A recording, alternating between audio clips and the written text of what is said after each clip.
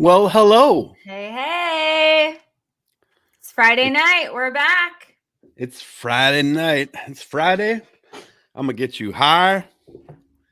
You ain't got shit to do, and you ain't going to go to jail because of Dark Brandon. Dark Brandon has struck once again. He leveled Taking up this away week. jail time. He did level up this week. That's hey JD for USA. What's up, brother? Thanks for joining us again.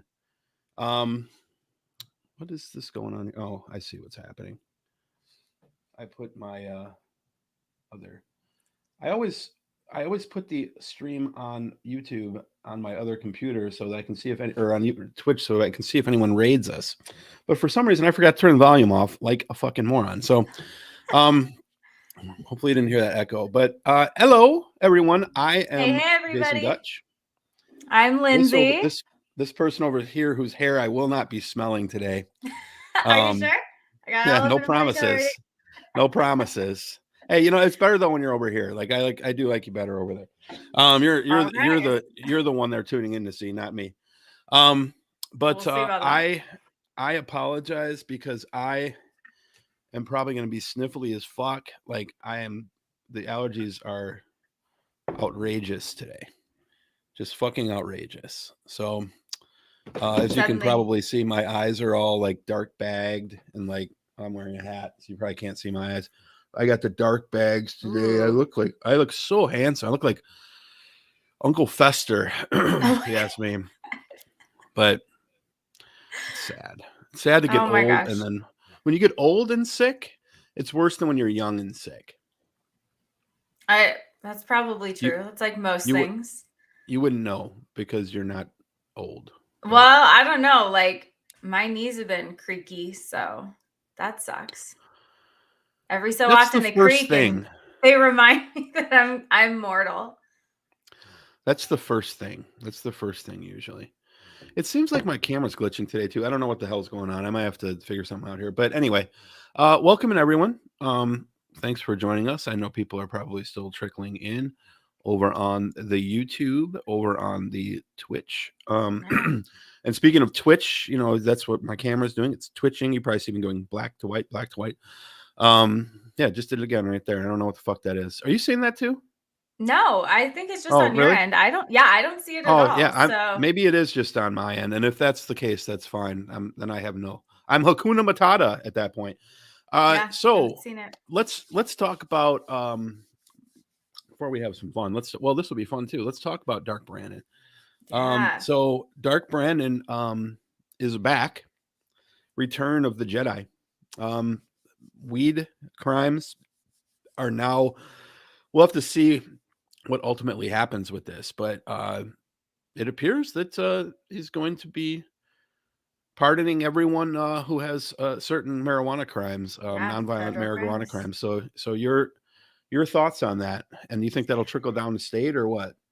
I think it's like 20 years overdue, so I'm glad that he's finally doing it.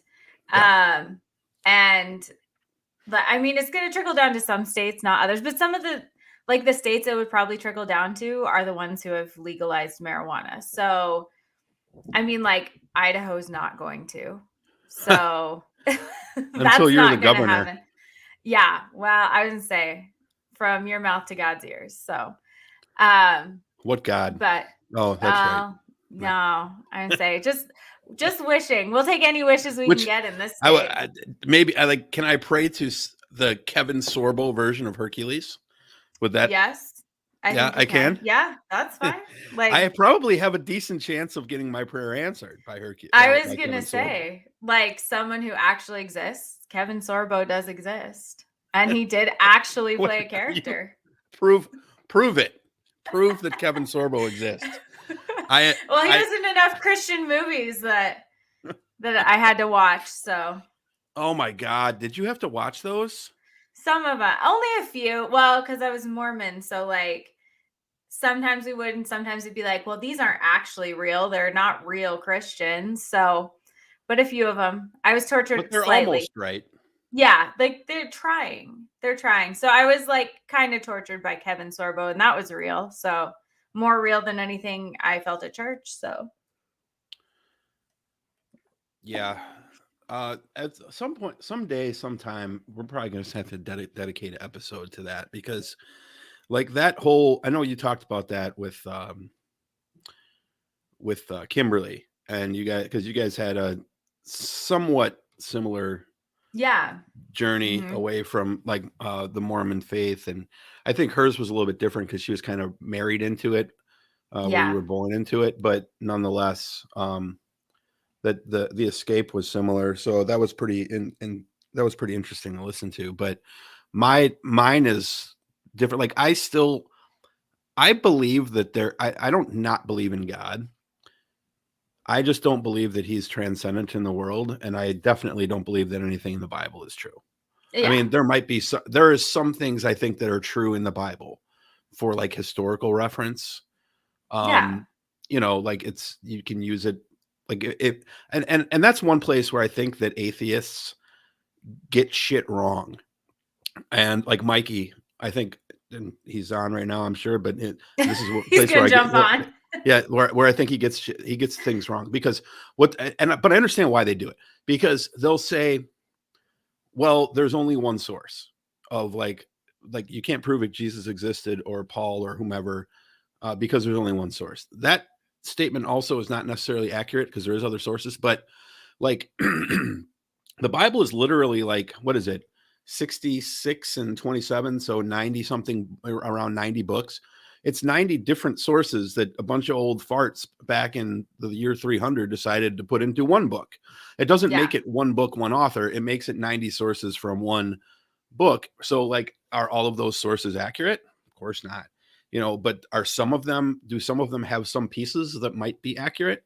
I think you have to you have to give it the same amount of legitimacy as you would if you found like a Sanskrit scroll, or like a piece of history from like ancient Samaria or Egypt or something like that. Like if we found some text from ancient Egypt that talked about a pharaoh and also said that pharaoh was God, which we have those in hieroglyphic form, we don't say that the pharaoh never existed, right? We don't say that King Tut never lived. I mean, in his case, we have the bones to prove it, but so it's a little bit different. But not everybody built 3,000 square foot pyramids and put their wives and cats in there with them. Yeah, exactly. Well, so, and I think that's the thing, is there's a difference in saying it's not scripture or holy or indicative of a higher being, but that doesn't mean that there's not things in there that aren't useful. Just like, I mean, in the Bhagavad Gita, there's all these things that, you know, in the Quran, there's things like don't murder, don't like turn the other cheek, things that are good societal aspirations or basic rules to live by. That doesn't make those untrue, whatever you think true is, or not reality or not good for society. It just doesn't necessarily mean they come from a God. That they're moral codes we've agreed on as humans. Yeah. I agree with that. I think, but outside of that though, yeah, like I have no evidence that, you know, there's angels or demons or ghosts or boogeymen, stuff like that. I know some people believe in ghosts fervently. I don't. See, I am of the, like, if there's ghosts, why aren't there ghosts of everything? Like, just why would it just be humans? Like, well, people say there is ghosts of like cats and shit. Like, I don't know. Where are like the koalas? Who's being haunted by the koalas? Because I bet they're loving it. Where's the ghosts of all the crickets that my lizard eats? Yeah, I know. There have been literally the flies. There has been crickets over here have been slaughtered by the hundreds by this monster bearded dragon next door. Oh yeah, I was saying this room behind me here. He's slaughtered, like crickets tell tales of him. He is a murderer in the cricket world. Yeah, and see, and like where. And so, you know, they all suffer traumatic deaths, being chewed to death. One or two of them you would think would become a cricket ghost. Exactly. I heard somebody say one time also, they're like, either ghosts don't exist or they can't hurt us, or white people wouldn't exist anymore, because the ghosts of all the indigenous people, like everybody that this country destroyed, they'd kill us. They'd kill us. Like, right. And why wouldn't they? Of course they would. Like, if you're a ghost and you can get revenge, hell yeah, of course you're going to get revenge. Oh my God. Have you ever seen this? We've totally got off track, but that's why, but who gives a fuck? Have you ever seen, so Mark Hamill, I'm going to pull this up. Okay. This is fucking some wild. Well, before I do that though, no, let's do that first.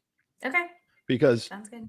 Because we'll go back to, let me see if I can find it. There is so everyone has heard of Casper the Friendly Ghost. Yeah. And there was a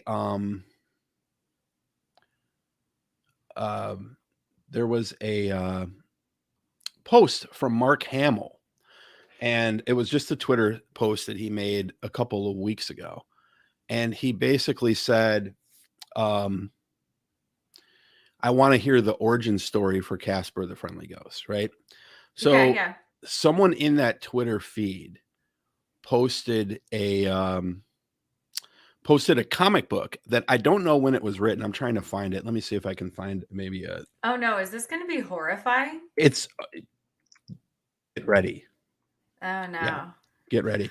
While I'm looking for this, talk about what you started talking about with Biden and the weed. So yeah, like what your thoughts are on that, and I'll find he pardoned, federally pardoned nonviolent weed crimes, and he's also going to work at lowering the class, like changing the classification of weed, because right now it's a Schedule 1, which is worse than fentanyl, and we're all supposed to be panicking about fentanyl right now, and so he's going to look at that getting rescheduled, which again should have happened. It should have never been a Schedule 1, but this should have happened decades ago. So I'm glad we're doing it, but it should have been done decades ago. I mean, if this is his power move before the midterms, I'm here for it. I'm great with Democrats finally doing shit so they can try to win elections.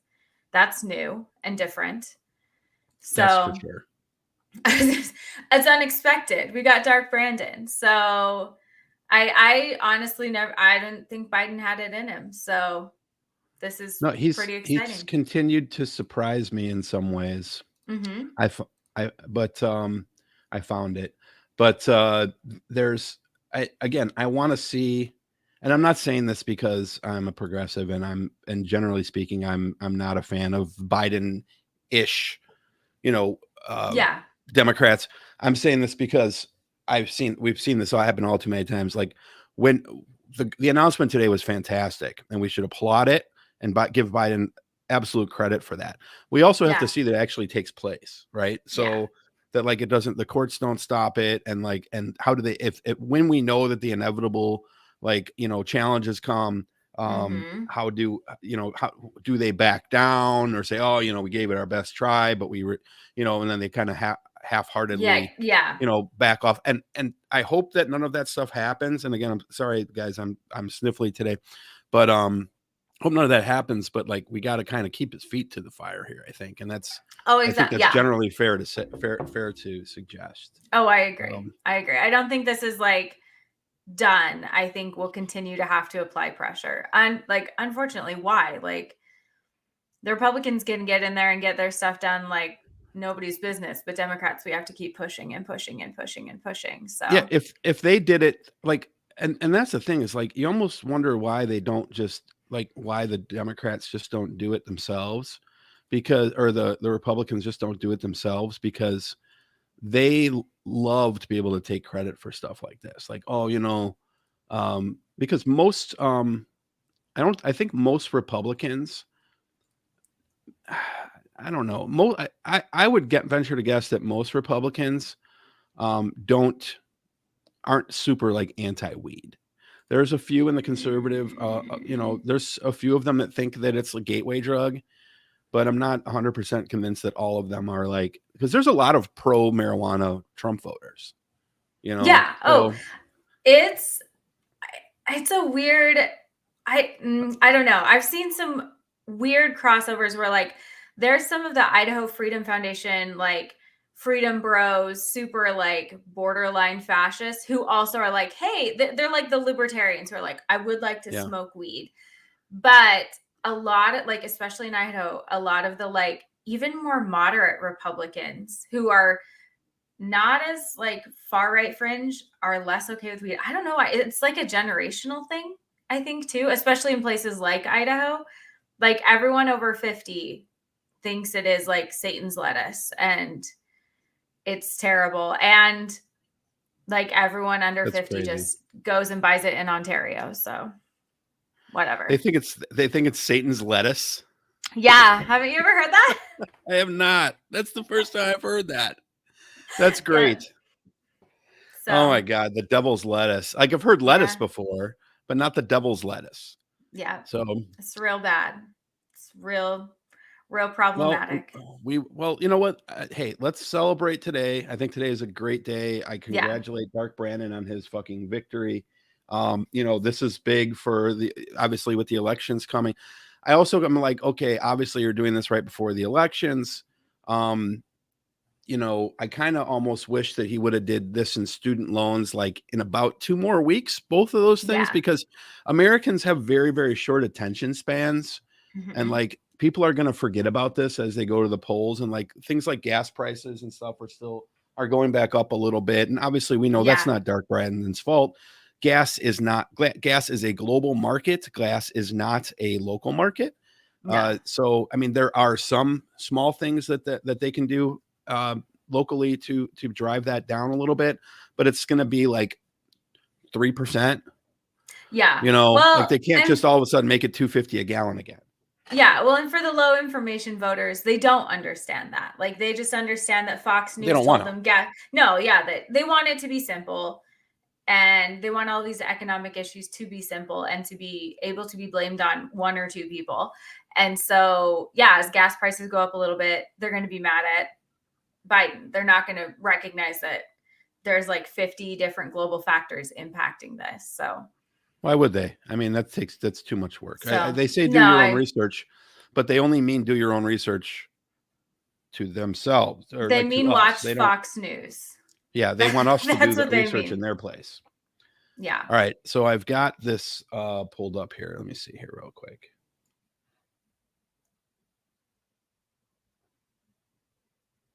Oh, I'm so excited. This was the best video. No, it's going to be, you might not want to be friends with me after I show you this. Oh, no. Which one? Oh, wait, is this not the one we were talking about? Is this not the Biden video? No, this is the Casper. The Casper. I forgot we were doing that. Oh, no, crap. Yeah. Okay. Okay, here we go. So I got to share my whole screen in order to do this because it's on. So apologize for that. You're seeing. Is Casper a Nazi? Okay. No. All right. Okay. So you should be able to see this. This is called All right. So obviously, this is not the real comic book Casper the Friendly Ghost, right? This is like this is like a different publication. It's obvious because Casper is spelled Casper. This is called Casper, right? Yeah. So, but the characters are all a direct, copy off of Casper, and then they kind of write their. It's like fan art, but but this is the only Casper origin story that's out there. It's kind of like if you were a Star Wars fan, you've got all of the books and stuff that are written about Star Wars. Then eventually they'll go and they'll say, oh yeah, that's canon and that's not, or whatever. All right, so this is the Casper. I just opened it up in Paint so that you could see it, or Paint 3D. Oh my God. So you should be able to see this pretty good. So I'm just going to read this to the people here. Okay. Oh my God. Okay, here we go. So you can see, it says, so you got Casper and Wendy. Now they changed their name slightly. It's Wendy is spelled Windy in this, and Casper is spelled, but it's still Casper and Wendy. It says, gosh, Wendy, I sure hope your house, night model is going to be all right. And she says, I'm sure we will, Casper. It's very pixelated, so it's hard to read. I'm sure he will, Casper. The veterinarian said he only had the flu. All right, so they're just having some general conversation there. Say, Casper, I've always wondered how did you become a ghost? I mean, did you die from an incurable disease or something? See, it's been such a long time since I thought about that, Wendy. But I guess it began the day, and then it cuts to a memory. And Casper's here at the zoo. He's looking at a lion, and he's talking with his mom and dad. Daddy, can you show me how to make the lion growl? Dad says, "Shut up, brat.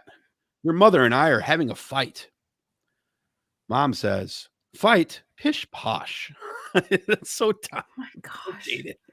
Yes. I'm going to move my mic here so I get a little bit closer to the screen. We were just talking about your father's many girlfriends, right? Because this guy is so desirable. Like they drew him to, like, that is a man's man right there. Like, oh yeah. That is an alpha male. All right. We'll talk about this at home, Winifred. Come on, brat. The trip to this trip to the zoo is over. Casper here. Sure, Daddy, whatever you say. He's just the sweetest kid. Hey, don't handle Casper so rough, you beast. He's only a kid, you know. He's a damn pest, you 2-bit tramp. And you wouldn't have even had him if you'd been taking your protection pills. Oh my God. And Casper, of course, is singing, "Oh, what a beautiful morning." All right, so it goes, this is where it gets wild. So it's back to that, is it? Well, I'm sorry I ever married you. I could have had my chance with any man. Smart mouth, that's the wife talking. Yeah, and anyone who had the money to pay you, says Dad. Oh, I'm fed up with you, Winifred. Here's to 5 years of wedded misery. Boom, he clocks her. She goes, oh. And Casper is sitting back there in the chair. Gee, you two are no fun. You see, Winifred, I've had the will changed. That's right. Now I'm the one who will inherit all your money, not that damned great uncle that damn brat of yours. So you're no longer needed around here. You see, I'm free. I'm a free man. Ha ha ha. Yeah, and you're not like that at all. I think I can't really read what Casper's saying here. I'll watch the TV instead, is what Casper says. Mom, you stinking lousy twerp. You won't get a penny. I'll make sure of that. What the hell is my lawyer's number? Who cut off the phone anyway? Then Dad says, maybe the latest episode of, this is Casper talking. Maybe the latest episode of something is on tonight. I can't read that part. It's so pixelated. Give me that phone, you lousy slut. You're not calling anyone. And then he knocks her and she's all beat up here. You can see. Eek. Yeah. Mommy, Daddy, the TV's busted. Look, Wendell, let's not argue in front of the kid. Dad says something fucked up back, right? So I can't read what it is. Oh, I might be missing a page here. I might have to grab a different page. Let's see if I can get the other page that I was missing. Oh, I believe I'm missing it. I this believe is I'm kind of dark. Kind of dark. This gets look, it's gonna get way. I mean, I guess a kid dies, so it was always gonna get really dark. It's gonna get way dark. Okay, so this is I skipped a page here. It's 4 pages long and I only grabbed 3 of them. So let's grab the other page. Where did I have this at? So where's page 3?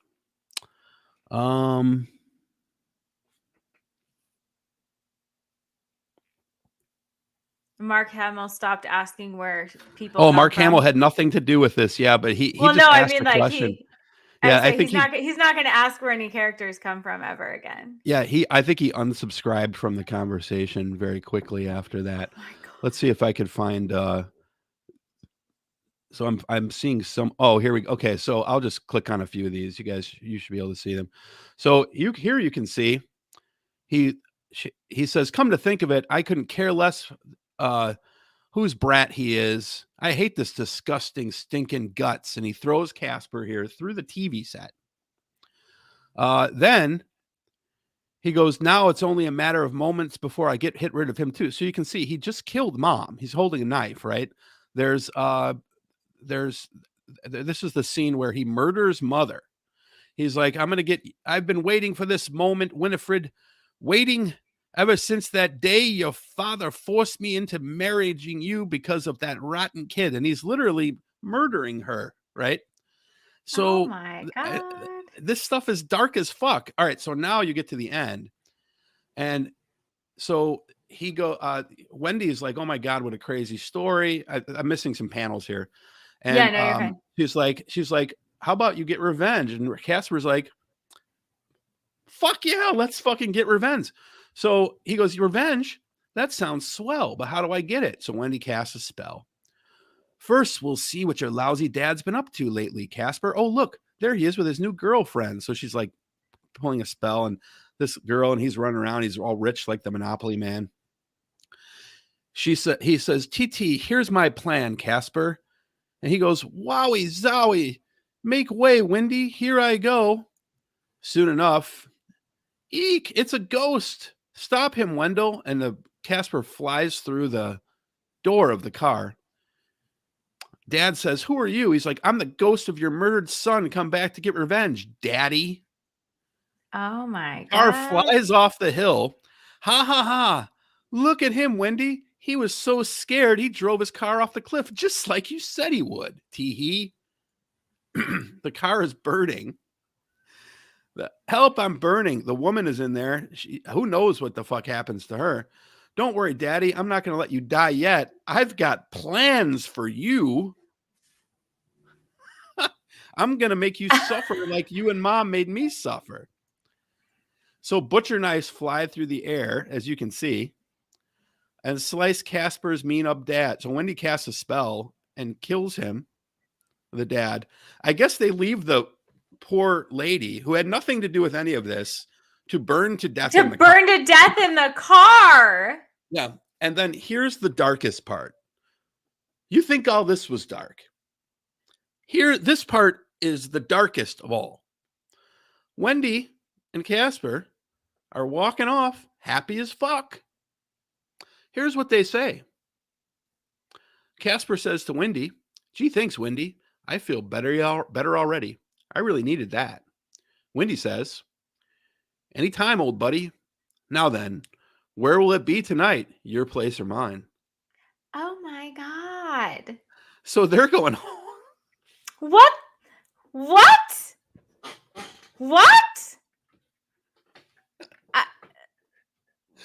That I told you, you're not going to want to be friends anymore because I've put this in your life now and you can't unsee that.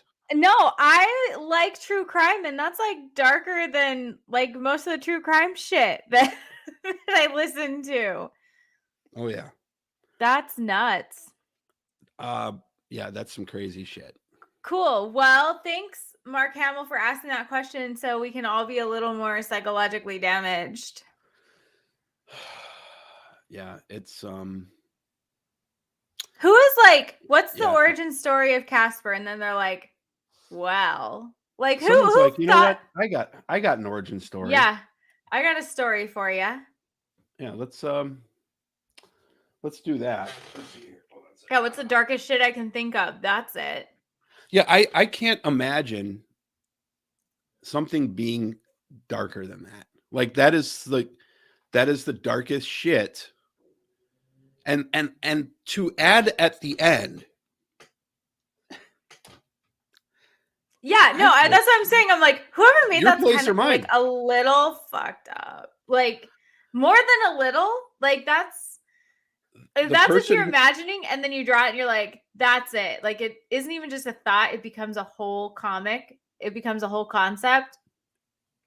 You can kind of understand and pass off the revenge part. Like if someone kills a kid and his wife, they're a monster, right? So like that part is almost understandable. I don't know what happened to my camera. Oh no, you went a little blurry there. It probably just lost focus. I know. Go like this. Come on, camera. And pull your hand back slowly, like so. Like real slow. Come on. Come on, camera. Come on. Do you have a external camera or an internal camera? I have external. Usually it's fine. I don't know what it's doing right now. There we go. Come on. Camera, you have to try. You have one job. Yeah. Come on, camera. What's your problem? You have one job. Okay, I'm going to close it, reopen it, see if it just, like, if that, come on. Focus. Focus. Focus. Try. Oh my God. It's got your finger good. It's got my hand. Okay, here we go. I'm just going to bring it closer. Okay. Oh, now you're perfectly focused. There we go. I just have to be right there. Okay. Well, I'm sure all of the men in the audience are happy. Great. Yeah. Side note, did you see that we had Natalie on the other day? Yes. I was so excited. Yeah, I listened to the first half of that. There was a couple guys in the chat that were just drooling over her. She's really beautiful, so I'm not drooling. Surprised. I was like, yeah, calm down, y'all. Listen to her message. Yeah, let the girl say something. They're like, I mean, they didn't say anything inappropriate, but they were like, "How do I propose?" You know, and oh my like, nope, God, calm down. Calm down. She's so cool.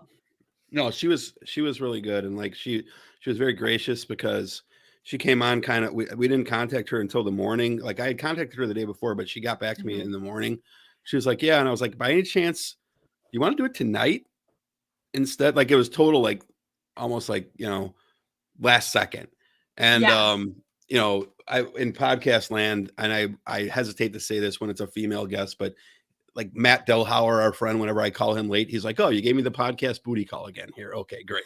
So it's like, maybe don't say that. Yeah, don't say that. It's the last minute, but it's the last minute thing. If it was Matt, I would definitely say yes. It definitely was the podcast booty call, but in this case, it was more of the last minute begging for her to come on. I was like, "Hey, you know what? If you can come on tonight, we had a cancellation." She was like, "Yeah, for sure, I'll come on." And like it was a really she was really fantastic. So she's amazing. And I was like, "So are you like Lindsay, or you like guys?" But she's like, "Well, we met through campaigning, but we're friends now." I'm like, "Yeah, that's cool." So so yeah, we appreciated her coming on. But yeah, there was a couple guys in the chat that were like, "Oh my God, she's so beautiful." She's so beautiful. I mean, they're not wrong, but like, calm down. Let's listen to what she has to say. We need to get her. Do that on your own time. Yeah, I was gonna say, you don't have to type every thought in your head. Like, there's only one guy who gets to be a misogynist on this show, and that's me. So, all right. What do we got next? We got lots of stuff we're gonna go through here today. I was gonna say, you wanted to do the Joe Biden the Twitter thing, so let's pull Dark Brandon. He like ruthless today.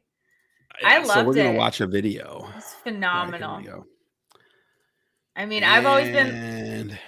Last time we did this, I told you I thought Biden was like warm diet water, but in the past 2 weeks, he's fully diet coking it. So he's high calorie water now. I was gonna say he's like carbonated at this point. Like he's killing it. He's a Moscow mule. All right, so let's see here. Where is everybody tonight, chat? I see people watching, but I don't see anybody saying anything. It's also weird because Twitch is telling me there's 11 people watching, but I see one on the other screen, and that's kind of strange. But anyway, everybody, what's your favorite drink? What are you drinking tonight? Then we'll get some chats. What are you assholes drinking? Don't all speak up at once. We don't like to be here alone. All right, so why can't I share my screen again? Oh, here we go. Oh, I'm so excited. This is like the best video of the day by far. Better than Casper. I mean, literally anything. I'd actually rather go get a cavity filled than have that knowledge in my head right now, to be honest. Damn it. Yeah. I told you, you're not going to want to be friends anymore. All right. So here we go. Let's go back here. Oh, you know what? Let's make sure that I shared the audio. Let me know if you could hear it.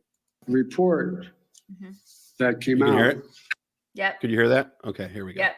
You're good. All right, so this is Dark Brandon today. And by the way, Dark Brandon, we mentioned this before the show. Dark Brandon, your side profile. It's time. It's you got to make peace with it. It's time to just shave it.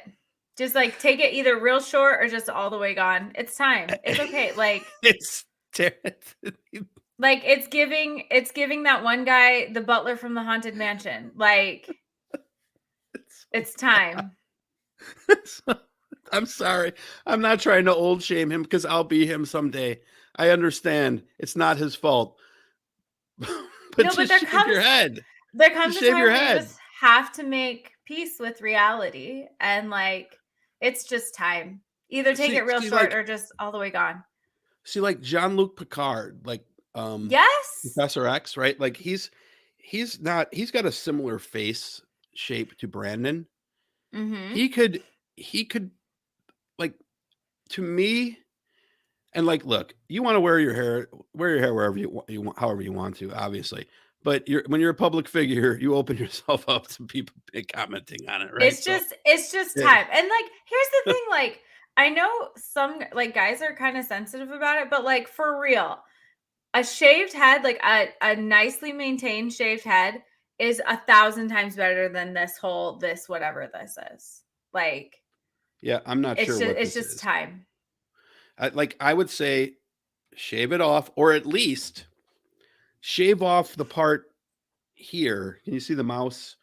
So well, yeah, because we're getting getting a little like mullety. The stragglies. Yeah, the stragglies, the ones that on his inauguration speech were standing up like this.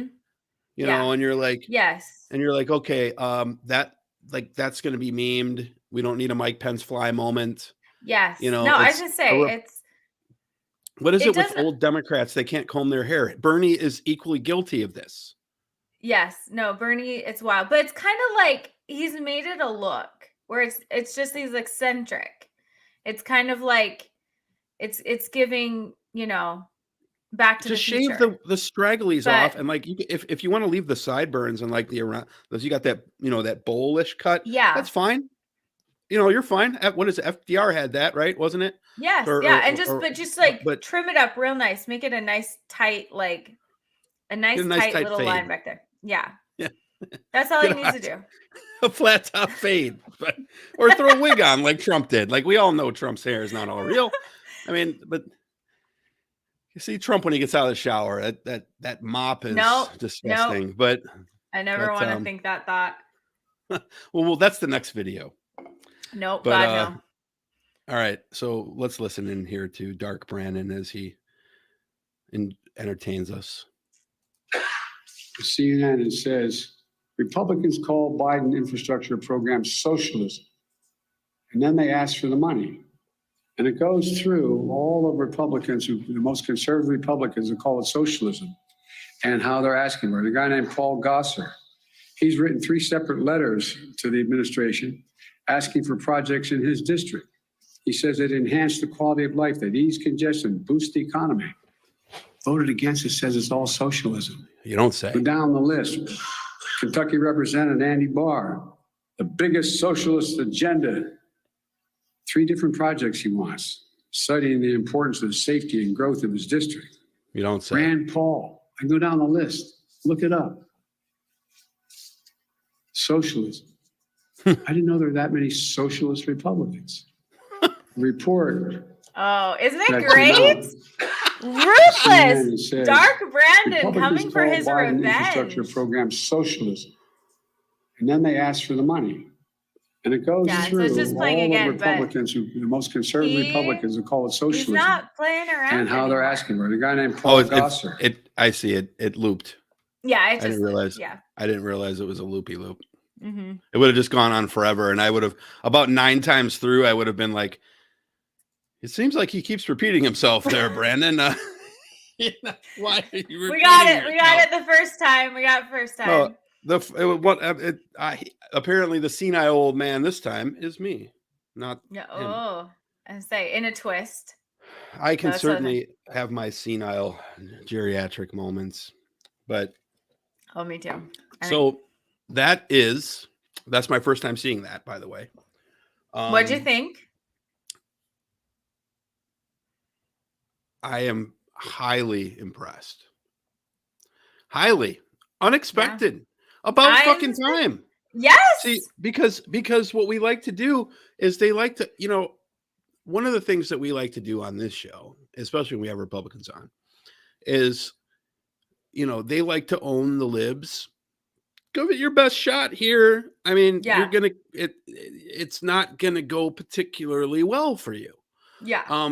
But with Brandon and with Nancy, and with Chuck Schumer, it seems to generally go very well because they don't play that game, right? Like you never hear them talk about Republicans, how they're such how they'll talk about how they're hypocrites, but they don't talk about it with the owning emphasis on it, right? No. Like they'll be like, oh, well, you remember 6 years ago they said this, and it's interesting that he's changed his mind, and we asked him to reconsider his position. And you're like, okay, here's how you're supposed to do it. How is it, Mr. and Mrs. Republican, that yesterday you were telling me that all these teachers are socialists and hate America, and now next day you want to fucking arm them? I'm trying to figure out if these two narratives is true. Can you please explain to me which teachers are we talking about here? It's like I could have sworn that a week ago you told me how much you loved your doctor. And now during COVID, you're telling me that your doctor is part of a global cabal that is trying to commit genocide. Which is it? I'm confused. I can't remember which one is accurate. Exactly. But they don't do that. No, they like try to play like we're above that. We're not going to do that. And it's like, no, just say you guys are hypocrites. You're hypocrites, and you say whatever message your voters or your group that you're speaking to wants to hear in that moment, but you don't actually mean it and you don't actually care and you're not consistent in any way. And I love that he called them out by name, because Republicans will call people out by name all the time. Not just like Biden, but other Democrats, and they'll make nicknames for them and just do all. And Democrats are always like, "We're above that." Like, you guys know who? No, just say it. Say Rand Paul is a hypocrite. He constantly asks for money, but then talks about pulling himself up by his bootstraps and how we don't want socialism. Like, he's just a dirty old hypocrite. Just call it out. Like, I love that. It's time to do that because people respond to that.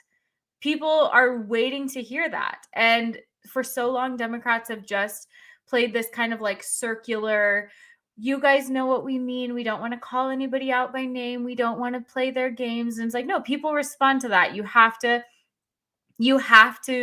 play the game, or they're just going to run circles around you every time. That's exactly right. But Nancy will say, we should pray for our Republican friends. We need a strong Republican Party. And like, I'm not a Nancy Pelosi fan. I realize Nancy Pelosi did some good stuff in her life. Like, she's been more or less an advocate for LGBTQ rights for a couple decades. She pulled a brilliant move during the ACA to get that to pass when it looked dead. Right. Like, so she's not, but since she has been speaker, that's really the only thing she's done.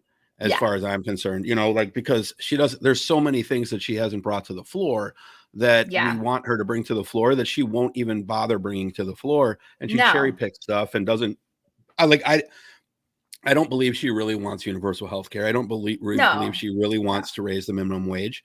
She doesn't want those things. She claims to be against corporate welfare, but she continues to vote for it, so she won't take money out of politics. There's good and bad, right? But like there's better options at this point in time who won't cherry pick legislation. But like, I'm not saying this because I hate Nancy Pelosi as a person. I respect some aspects of her, but I think I'm going to call you out where you go weak. Okay. Yeah. And that's a place where they go weak. And Biden ran on being able to reach across the aisle to Republicans. That is what he literally ran on. He said, I've got 40 years of reaching across the aisle. Nobody else has this. And my Republican friends will respect me and they'll listen to me and I will be able to get things done. And he has got stuff done, but it hasn't been what with reaching across the aisle. No, because that's not what Republicans are interested in doing anymore. They're not going to reach across the aisle. They'll cut your hand off. They are fully an obstructionist party at this point. They will ram through the things that they want, but they're not interested in compromise at all. They are interested in obstruction and then passing what they want to pass. And so this whole like working with them, like that's one of the things during Biden's campaign that I was so frustrated with. He was like, I'll work with the Republicans. I'll work with the Republicans. That wasn't going to win any Republican votes. No Republicans were like Trump or Biden. Well, Biden says he'll work with us. So I like that. So first of all, I just thought, I was like, who's that pandering to? Who is it pandering to? And second of all, again, it's ignoring the reality that the Republicans don't want to work with him. And so the beginning of his presidency, when he was constantly like, come on, Republicans, let's work together. I was like, Jesus Christ, like, it's never going to happen. They aren't interested in it. Like, this is a waste of time. We might as well have elected diet lukewarm water. And like, so I'm glad he's finally realizing they don't want to work with him. They're not interested in compromise. They're not interested in working together for the good of the country. They're interested in obstructing and playing culture wars for their base. Like, that's it. Oh, you're muted. Oh, you didn't even hear me. Because before you said culture wars, I said culture wars. And I said, oh yeah. I was like, yep, we went to the same place again. Go figure, because it's true. Right. Like they're we I was joking about it before in a way, but like, if you go into, if you talk to conservatives, they're concerned about boys dressing up as girls, as they'll say, right? Like, they'll say, oh, they're teaching boys to be girls and girls to be boys. And they're pretending that there's more than two genders, and like, which obviously there is, because there's two sexes, but there's a spectrum. So, and they refuse to unamalgamate those two terms because they don't want to. It's a cultural thing, right? It's just stubbornness, and they don't want to play. And this is something that I'm critical of, Biden and Pelosi for too. Is like, I think they want green energy, but they don't want to upset their friends in the fossil fuel industry. Oh, absolutely. So, I mean, ultimately. Oh, go ahead. Didn't mean to interrupt. No, you go ahead. Oh, I was gonna say, ultimately, the issue is a lot of the Democrats are corporatists before they're anything else. So, like, they're not. Nancy Pelosi isn't. She's going to push through bills for corporate welfare again and again and again and again, and then play little games about, well, maybe we could forgive student loans, but like welfare, and it's bad for the economy, but let's push through another $2 trillion package for our corporate donors, because that's not a problem. Right. So, well, and when you lower, like, I'd have to get an economist to fact check me on this, but so I'm not advertising this as being, I'm not an economist, but I do know about economics a little bit. And one thing I know about economics is the more that you pay for something, the higher inflation goes. Right. Yeah. So even minimal things like buying a PlayStation 5 from eBay for $700 instead of from the store for $500 contributes in a tiny little way to inflation. Right. So so like when he reduced the student loans, I've heard some people say that contributes to inflation. But to me, it doesn't register because, and again, I'm not advertising this as fact, and economists can check me on this, but because I'm interested in what's true and not what sounds good. But like, you're literally lowering the cost of college education. So that should have a positive impact. And I mean, positive as in the good, not the statistical sense, on inflation, right? Not so negative to the amount, but positive to the social impact. Because you're literally paying less for the same thing that you like. It's literally a price reduction. Yeah. So I think you can make an argument that would lower inflation to a degree. Now, again, I could be way off there. Maybe that's just logic, and I'm not always right. I've been wrong once. Well, one time you were wrong. Something that I keep coming back to, and again, I'm also not an economist, but the vast majority of people have made no payments for over 2 years now. And somehow that didn't trigger inflation, even though those were all packaged up and sold and invested in. And the whole problem is like people were saying, well, if we can't invest in them, that will lower profits. It's not just the federal government, but nobody's been paying on those for 2 years and no interest has been being collected, nothing. So that didn't affect inflation, but getting rid of it would. Like, I haven't heard somebody explain that. I think it did a little, because we did a show on inflation about 2 months back.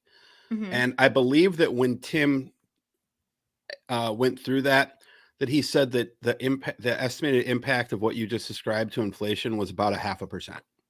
Yeah. And so, but that's what I'm saying is I'm like, you can't tell me that that is, because people are acting like that's going to be the main driver. And I get it's because it's a hot button political issue right now, right. But people are acting like that is the driving force, ignoring the fact that Canada has inflation. Like a whole lot of developed nations currently have higher than average inflation, and they aren't talking about getting rid of student debt because they don't have a student debt problem. So I think I can see, like, I will concede, I think it absolutely could affect it, but not like people are talking about like, oh, our inflation's going to be 12%. It's like, it's not going to go up 4 or 5 percentage points because of that. I just don't see it. I don't think that that's logical at all.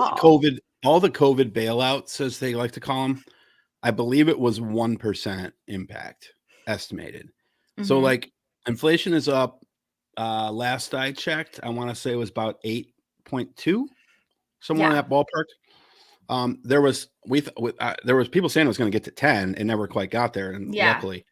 But some things are, like groceries are certainly higher than 10. Absolutely, yeah. But other things are not. Like electronics are actually not up at all. Hardly. Yeah. You can say I'm buying electrical equipment for the team here. Like we just had to get Anna a new microphone because her other one blew up. I paid $60 less for the same exact microphone that I bought that we had got 6 months ago. Yeah, exactly. And so the like cameras are down. There are some things that are again up, but like if you look at Canada's inflation rate, the last that I checked, Canada's, which was recently, but not like today. I want to say it was like 7 and something percent. Yeah. So, and they're a super liberal economy. Yeah. Compared to us, at least. Exactly. And they're lower. If you believe what you read about China, which I don't necessarily believe anything that comes out of China. No. But China will tell you their inflation is 2%. So maybe they're lying and it's 3 times as much. Yeah. 6% still, right? So then you say, okay, well then Biden must be doing something wrong. Why are we higher? But if you look at some conservative economies, like Turkey, led by a fucking right winger, 40%. Exactly. Right? Brazil. Oh yeah, Brazil right now. Yeah. Insane. And Venezuela is actually, their inflation rate was like in the thousands, right? But it's actually come down to where it's only in the hundreds now, right? Like, so it's but of course we all know better. That 100. We all know though that Venezuela's inflation rate, it's just a lot to do with the fact that we embargoed them under the Obama administration, because they didn't like they didn't like Maduro. They or not Maduro at the time, it was Chavez, and then Maduro. But when did Chavez die? Was it 2013? I want to say, yeah. So it might have been 13 or 14. It might have been right after Maduro was elected that Obama that Obama put the sanctions on them, and then Trump went in 2018 or 19 and put even more sanctions on Venezuela, right? Yeah, so exactly. and they're literally hurting the people of Venezuela. You know, they've done the same thing with Cuba. We've done the same thing. No, it's with socialism. Iran. It's not the embargoes. It's socialism hurts them. Yeah, that's what they'll tell you. Right. Exactly. But that goes to show you, like, how could Obama be this communist when he's literally sanctioning countries because he's afraid that they're socialist? Yeah, exactly. Yeah, no. And that's why those arguments don't make any sense, but you've got to have a boogeyman. And what is scarier in America than socialism? Why is the economic system scary? Because I don't think people recognize that it's an economic system. Like, they've attached moral value to it during the Cold War. And so it's not about an economic, like, I honestly think, like, if you did that whole, like, take a camera and a microphone to just random people on the street, and you're like, what is socialism? Just like if you ask them what CRT is, they have no idea. They can't, like, I do not believe that if you ask them, like, what is it? I don't think the majority of people would say it's an economic system, or even that it's a political philosophy for economics. Like, nobody's going to say that. They're going to attach moral value to it. Like, oh, it corrupts, and it's, you know, authoritarian, and it's, you know, about, you know, I don't even know what they would even say, you know, corrupting children. I don't even know, you know, murdering people through starvation. That's what they would say. Socialism is about murdering people through starvation. Yeah. I mean, we did a show on socialism a while back. We're going to do another one. And socialism is complex, right? Like one of the more interesting things about that particular history lesson was that there's a lot of different definitions that aren't all that similar from people who you would think would know better. You know, but with democratic socialism, I don't know if you would agree with this or not, but with democratic socialism, the Bernie Sanders AOC brand, the way that I would characterize that is power to the people through the ballot box. Yeah. You know, so the people make the decisions via ballot initiative. Yeah. You know, so it's know, I'm go ahead. Oh, I was gonna say, I think it's the democratization of the economy. Like, that's, I would say I'm much more in line with that than just like straight socialism. But it's giving control to people. It's giving them the opportunity to have a say in the economy more than they do now. And I think that's one of the things Republicans are doing right now, is fighting really hard against the idea of democracy. And they're really trashing democracy. They're talking about how bad it is, how this country wasn't set up to be a democracy, how democracy is a mess. And that's intentional, because when you democratize, that's what union is. It's democratizing the workplace. That's what democratic socialism is democratizing the economy. And they don't want that. They don't benefit from it. Time for a filler. Nobody told me what they were drinking tonight. I don't know what anybody's drinking. I'm just having Diet Coke because it's late and I'm old. I know no comments about drinks.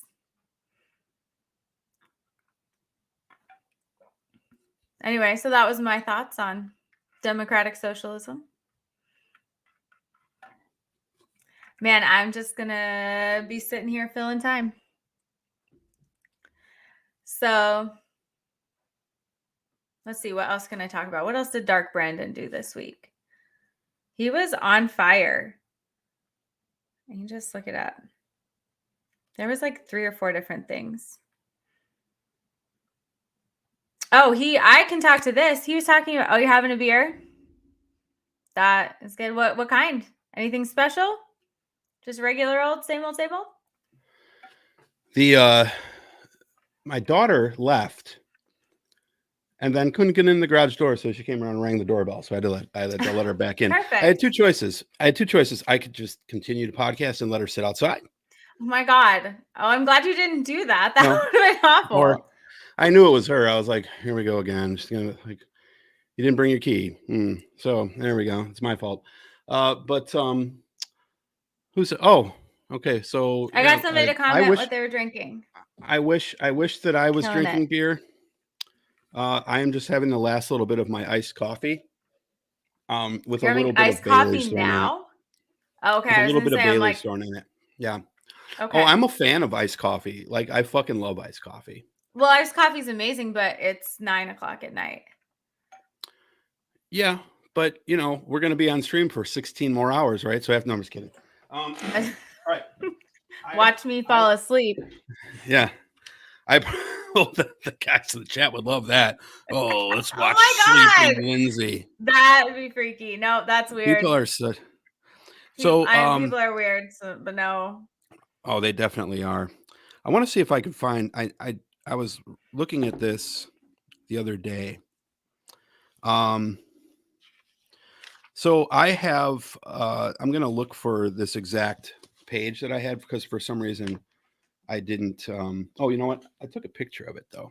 Hold on. Let me find this. Yeah, no worries. So I was gonna say. Oh, he's back. Yeah, okay, I was gone. No, go ahead. Oh, I was gonna say Idaho fucked up so much that Dark Brandon talked about us this week about the University of Idaho because they put out a memo that said anybody working, any employees can't talk about abortion in any terms that aren't neutral, or they can be fired and charged with a felony.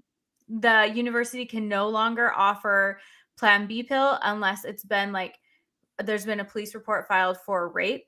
And on campus, they can't advertise condoms as anything but STI prevention. And I know, no, it's nuts. And the professors are scared to talk to the press, except for anonymously, because they can be fired for even talking about it. What the fuck is wrong with it?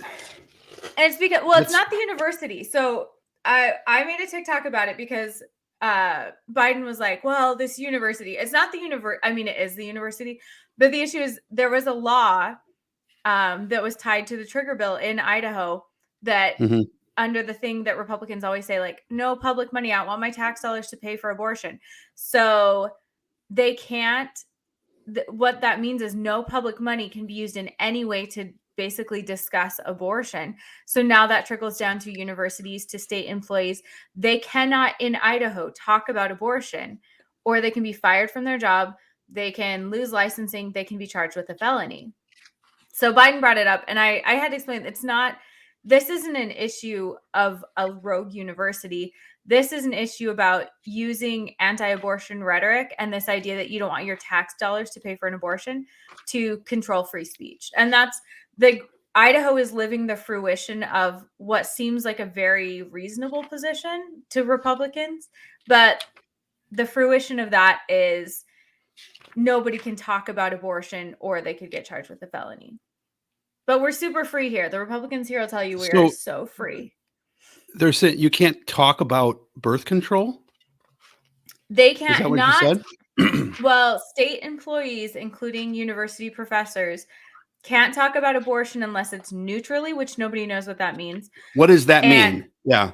Nobody knows. It's vague. It's completely, so nobody knows abortion exists. That's about the only neutral statement that I can. Yeah.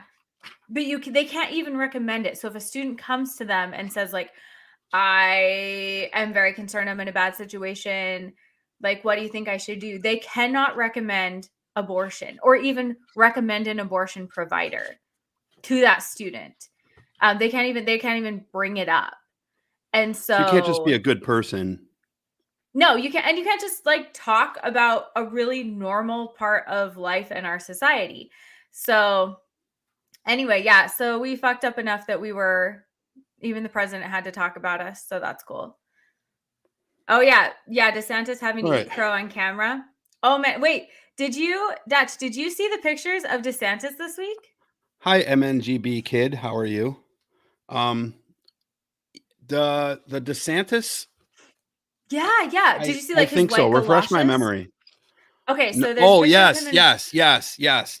Because I saw we did a meme over the Bernie and they put DeSantis's face with the mask, and then they put the galoshes. It was fantastic. Yes.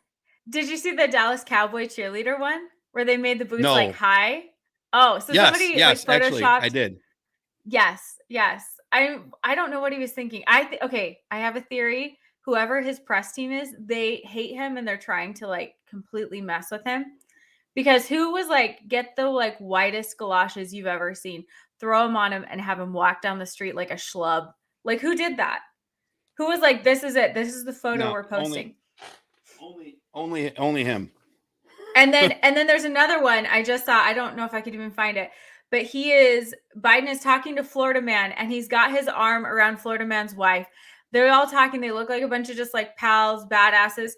And DeSantis is walking in front of the camera, like slumped over, like, guys, like it's totally like Chad and the Virgin. Like somebody set it up. I do not believe it was not set up. DeSantis was completely set up. I'm living for it. But I don't know what DeSantis happened. is a fucking asshole. So I don't, honestly, anything that happens to him, I don't fucking care. Oh yeah, no, I don't feel bad. I love it. This is fantastic. This has been a great week. If anybody's wondering what I'm doing, I'm looking for something and I just found it. All right. I'm going to read for a second. And then this is America, Land I Love. Okay. This is an actual, I'm trying to see how my camera is here. Here we go. Okay. This is an actual real textbook. Okay. Okay. I read from this the other day when we did our Columbus Day conversation. I'm going to read from this periodically because this is a history book. Okay. And this is a history book that was first published 8th. Okay. This is a history book. It's for government class. And it's for private schools. Love it. Okay. This particular edition is the private school edition, and it says so right on it. This is a teacher's edition. And it says right here, you can't probably read it, but it says in Christian perspective right there. Oh, no. Okay. Well, now I feel like this is going to be a whole different story. Here we go. It's going to be bad. But see, here's the thing. And this is what we have to look at. It's close. It's close. Okay. But I'm going to read from this because this is literally the history that Christians want taught. And again, I didn't grab this textbook from the 70s. This is this was first published in 2006. Oh, good. So my sister graduated in 2001 and she is 30 something. So like you've got 25, 30-year-old kids and younger because they still publish this book. Cool. They may not publish it today, but they did up until like 2017.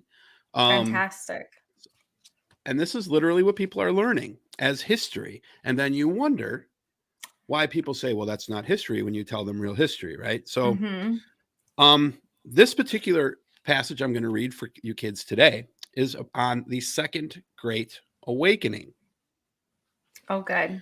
And this is astonishing. So, it's going to be good.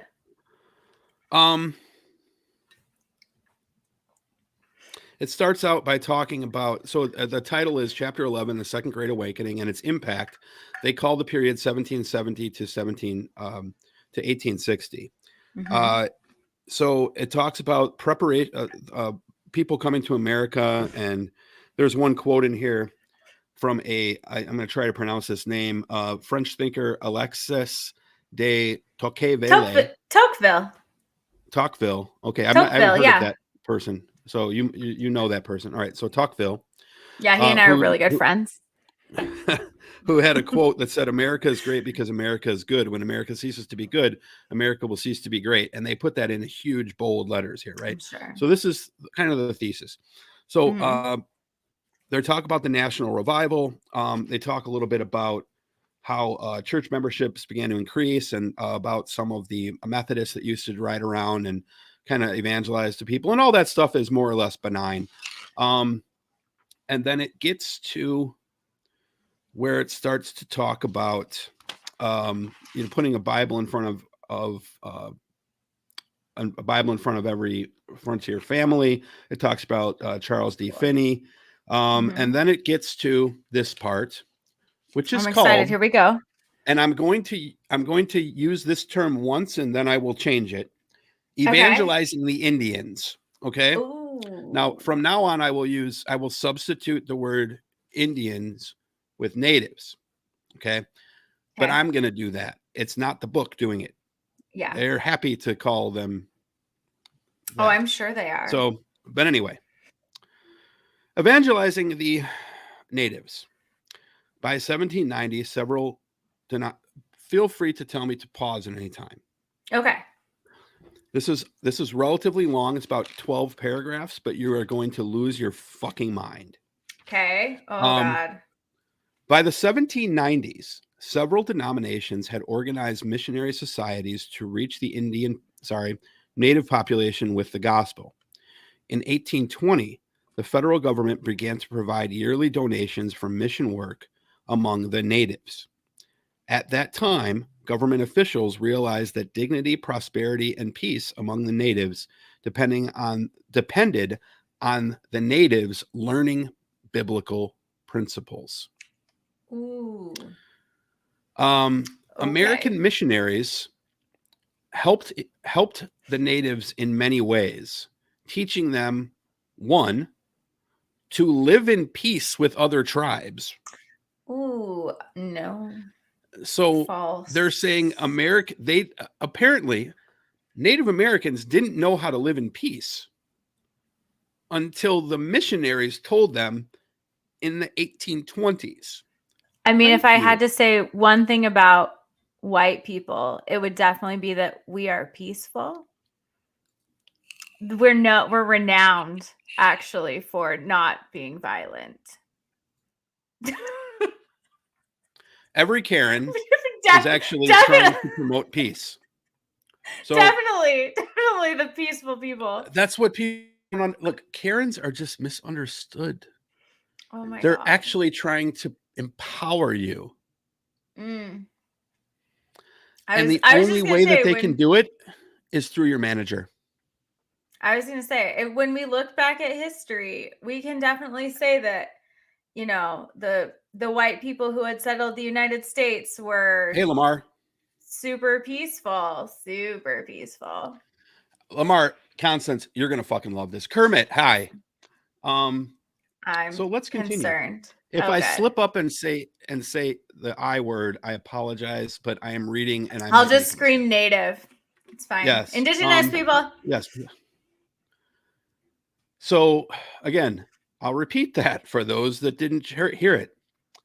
This textbook claims that American missionaries were vital in helping give the natives the biblical principles and taught them to live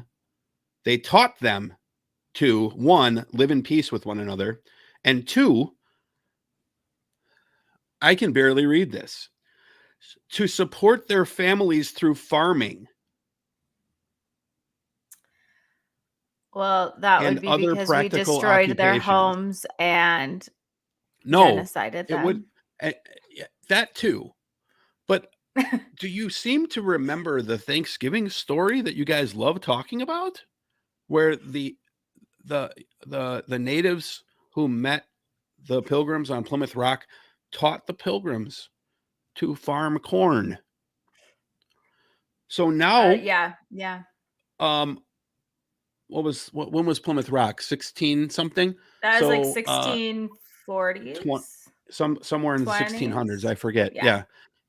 So you're telling me that within 200 years, millions of Native Americans forgot how to farm? No, we had just completely destroyed their homes and moved them to other places, so they were unable to, maintain their livelihood. They skipped like a couple chapters to get to that point. That is also true, but the fact that we taught them to farm on their own soil inaccurate is ludicrous. I mean, it is inaccurate. Oddly, there's no source for this here. I don't see a source. The source is Jesus. Yes, the source is Jesus. And 3, to read, especially the Bible. Now that part might be true, but there's teaching them to read English. There's no need to. I was going to say we act like No. Before the missionaries came, I could barely get through a sentence of this.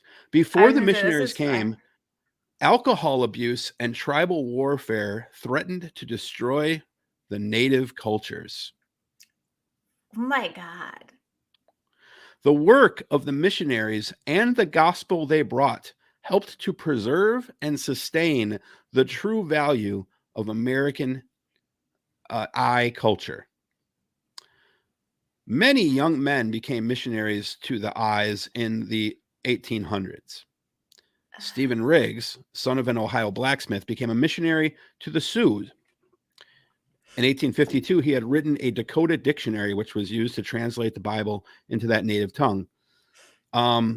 Looking back on his 40-year ministry, he wrote, "The work has been marvelous in our eyes. At the beginning, we were surrounded by the whole Sioux nation and their ignorance and barbarism. At the close, we are surrounded by churches with pastors. The entire Bible has been translated into the language of the Dakotas. The work of education has progressed rapidly. God has been showing us by his providence and his grace that the red man too may come into our kingdom." No, my God. I'm telling you, people, I told you that this was bad. This is a history book. This is not That's not a history book. This is not from OANN. Okay, this is a history book that Christian schools are using in their classes to teach children, and they want you to go to private school with these charter school shit. Yeah. This is why they want you to go to charter schools, people. This is why they want you to go to private school. Yeah, because then they can get the money and they can teach whatever they want and call it history. Yeah, Constance, you're exactly right. They wanted them to farm for them. Exactly. In the South, wanted to extract that labor. Oh, there's more? That's correct. Oh, there's a lot. I only read the first third. In the South, Baptist missionaries did much work along the Chickasaw, the Creek, Cherokee, and Seminole tribes. Missionaries John Ficklin and Stuart Dupay concentrated work in Alabama, Mississippi, blah, blah, blah. Christian missionaries accompanied the Cherokee on their... Oh my God, this one made me lose my mind. Holy shit. No, they didn't. You know where they're going to go. I know where Christian they're going. Missionaries accompanied the Cherokee on their long journey to Oklahoma. Often oh my God! Do they just call... Oh, okay. Do they just call it a long journey? Not only do they call it the long journey, they underline it as... Where is it at here? Right where by my finger. They underline the long journey to Oklahoma. No. So they want you to know that it was just a long journey to Oklahoma. Many Cherokee were so discouraged that they were ready to lie down and die. But the missionaries... God! No! But the missionaries restored their spirits. No! Oh my Lord. They restored spirits by baptizing, baptizing new converts, allowing for rest on Sundays. Thank you for allowing a day of rest during the Trail of Tears. I literally want to laugh and cry at the same time. That MNGB kid, I would say that they're not saying it didn't happen. They're making it seem like it was just a short walk down the beach. Well, and that Christians made it this wonderful come to Jesus experience. Well, they're acting like it was voluntary. It saved the Cherokee despite this. So I'll continue on. They wanted to lay down and die. Yeah, because they were starving to death because they were on a forced death march. Like, I didn't know you could rose that up. Damn. There's more. Oh, they did a good job. There's more. The missionaries restored their spirits by preaching, baptizing new converts, allowing for rest on Sundays, and meeting many physical needs. In bold, it says the following. Damn it. God used the Trail of Tears to bring the Cherokee to Christ. Nope, that's horrifying. That's many worse than the Cherokee Casper depended story. entirely on their Christian faith to survive. Nowhere That's in not here right. does it tell you why they went on that. No, that they're making it sound like it was voluntary. Like they were like, you guys, you know what we should do is move to Oklahoma and just only rest on Sunday with a bunch of missionaries. And sometimes we feel like we want to lay down and die because we're starving to actual death. So then it talks about just a particular Cherokee named Sequoia. I'll skip over that because that person was, I don't want to defame that person. But I'm sure that it's embellished. It then moves from there to evangelizing to Black Americans.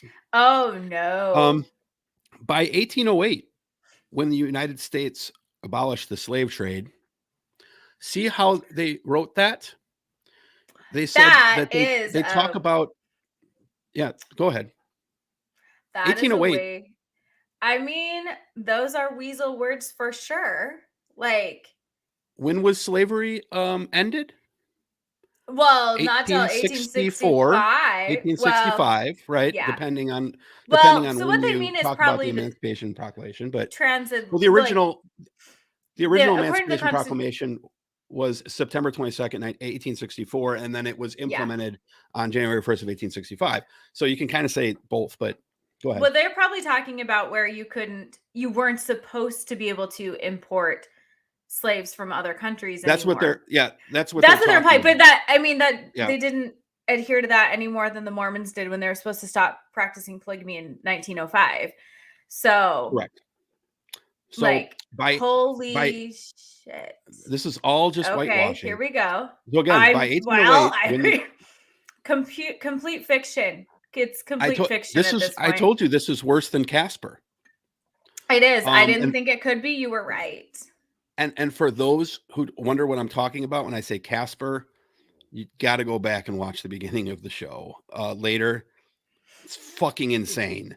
We're talking about Casper the Friendly Ghost origin story. Yes, fucking lunacy. But anyway, it is nightmare fuel for sure. Yeah. This is worse somehow. This is worse. So again, by 1808, when the U.S. abolished the slave trade, many Black Africans had been forcibly removed from their homes in Africa. That part's true. And transported to the New World to work as slaves. So they give you that, and then now I'm gonna pull it back here with the next sentence. Although the slaves faced difficulties, many found faith in Christ and learned to look to God for strength. By 1860, many slaveholders provided Christian instruction on their plantations. Oh my God. John Chavis, a free Black man with great ability, grew up among the Scot-Irish Presbyterians of North Carolina. His white neighbors recognized his abilities and sent him to Princeton. Thank you for sending him to Princeton, where he studied to be a minister. Chavis preached in Virginia for a while and then returned to North Carolina, where he pastored a church and started a preparatory school. We'll talk about his history later because it's a lot more robust than that. They didn't talk about the civil rights that he fought for. I was going to say. When the Alabama Baptist Convention discovered the evangelizing work of Caesar McLemore, they purchased him from his master. In the early 1840s, he began to travel on a evangelistic circuit with with white preachers, Candace Owens, and serve as a missionary to plantation workers. Throughout the South, men like McLemore were given freedom and the opportunity to preach. In 1839, a slave named John Jasper accepted Christ as his savior on his Virginia plantation using an old spelling book he taught himself to read. Jasper studied the Bible. Jasper began preaching wherever he could find a congregation, often at funerals where he ministered to sorrowing families. During the Civil War, he ministered to wounded soldiers in Confederate hospitals. After the war, he preached in churches throughout Virginia, Maryland, New Jersey. Multitudes came to hear the fiery Black preacher, and many received Christ as Savior after hearing Jasper's vivid descriptions of hell. The first Black American denomination talks about the African Methodist Episcopal Church, which that part is actually correct.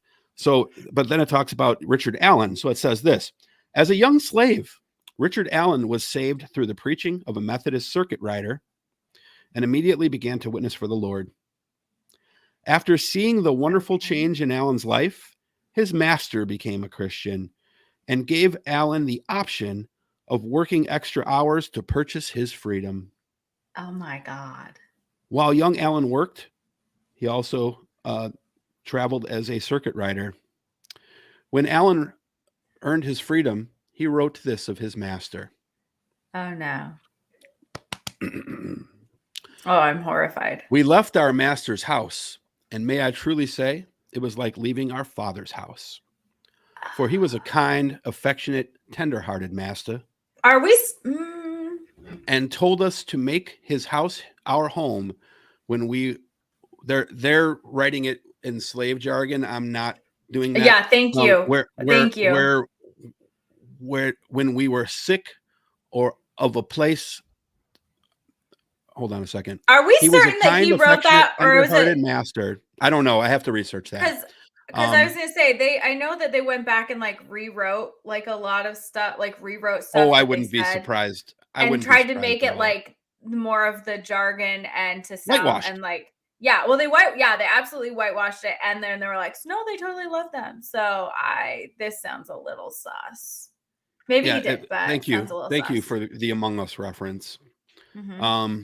I think it was white and electrical. Probably, but maybe they vented. White is sus. White is sus. Yes. I'm going to vent now. I'm going to vent after reading this. So again, he was an affectionate, tender-hearted master and told us to make his house his home when we were out of place or sick. While living with him, we had family prayers in the kitchen, to which he would frequently come out himself at time of prayer, and my mistress with him. At length, he invited us to the parlor to hold family prayers, which we attended. Then it ends that quote. Allen settled in Pennsylvania, where he started a church to help his children endure the difficulties of slavery. God gave the Christian slaves the ability to spiritually combine the African heritage of song with the dignity and power of Christian praise. Through the Negro spiritual, the slaves developed the patience to wait on the Lord and discovered that the truest freedom is freedom from the bondage of sin. No. Today, the spiritual is recognized as America's greatest contribution to music. And then it talks about Go Down Moses. In these songs, freedom often referred the freedom this is their narrative here. No. In these songs, the freedom referred to is spiritual freedom of life with the Savior, and express the slave's own deep longing for for freedom. Here's the best line of them all. The slave who knew Christ had more freedom than a free man who did not know the Savior. That is absolute bullshit. By giving them spiritual freedom, God prepared the slaves for their coming physical freedom, as he had for the Hebrew children. This view of freedom is seen in the spiritual. I thank God I'm free at last. So free at last goes like this: free at last, thank God I'm free at last. Some of these morning bright and fair, I thank God I'm free at last. Going to meet my Jesus in the middle of the air, I thank God I'm free at last. I'm trying to figure out how that's talking about, like, what makes you assume that is spiritual freedom? Because if you don't assume that, then you actually have to look at the role that like white Americans played in systemically oppressing them and forcing Christianity on them, and them having to use coded language to discuss actually wanting to be free. Like the audacity to say, like they are so audacious. They say they try to make it seem like slavery actually played a good role to like get to move society forward for Black people. Like, holy shit. Like, that's insane. Read that. That's the best comment ever. Oh, it says, oh, they're on that good crack, given freedom, like they had a right to determine who gets to be free. It like, oh my God. Like, and Constance says, Hollywood shuffle, master clothes us, master feed us. Why are we running? Oh my God. Like, and then there's another, I don't think I'm going to, maybe I could read this. I can read this part if you want to. I haven't read this part yet. There's a part here called challenges to the Christianity during the time. There's a part here called socialist disasters. So they were quick to put the Red Scare in here in the 1800s before socialism was even invented. What was Marx like 2? Like, Marx was born. Holy shit. It was a challenge to, you know, the capitalist system everywhere. Back in 1802, when Black Lives Matter and all the rest of the socialists were founded. Oh my God. That's insane. That's like less history than the Casper story. Like, that is less historical than the Casper story. Are you surprised? No, but just hearing it hurts.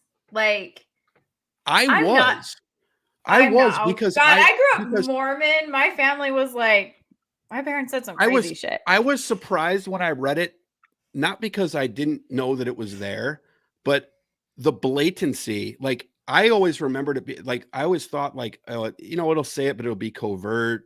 No, not covert. Completely blatant. I grew up in a religion that to this day teaches that Black skin is a curse, like in their scripture. Like, I'm not surprised. It just fucking hurts to hear that stuff. Like, no, it's, I'm not surprised. Like, my parents' names, their first names both start with a K. And my dad had a friend who owned a printing shop, and he had shirts made that said KKK and for each of us kids. And it had my parents' first names. God. And then it was like part of the K and K clan. And they would just have us wear those around town. Like, that was in the 90s. So no, I am not surprised by this, but it's not okay. And it like is awful to hear them try to characterize history that way. So yeah, I just need to, like, I'm not sure I can apologize for that, but I mean, I'm sorry that I had to read that. But like these, and I'm going to read from this history book a lot, like on the Wednesday show and on this show, because and it's not like I cherry picked that. That's like, I literally, no, you read like a whole section. So this is God's honest truth. I went to read the book about Columbus, right? Because a couple days ago we did a stream on Wednesday. We did a stream about Columbus Day. So by the way, if you have not watched that and you ever have any thought as to, actually, I'll kind of talk about that for a second here too, because you know there's a couple folks who are on this stream who may not have been on that one. But I just opened the book and I was reading about Columbus Day, and I kind of highlighted the pieces about Columbus that they had said that, you know, where the actual history is missing in the narrative around Christopher Columbus. And I, after I got done with that, I literally like flipped the book and just opened it to a random page and just was like, I'll read this page. And it was on the Great Awakening. And the first 2 paragraphs were just talking about like the spread of Methodists' faith within the United States. And it was somewhat benign. And then I got to like the 4th or 5th paragraph where it started talking about evangelizing the Native Americans, which they use the I word for.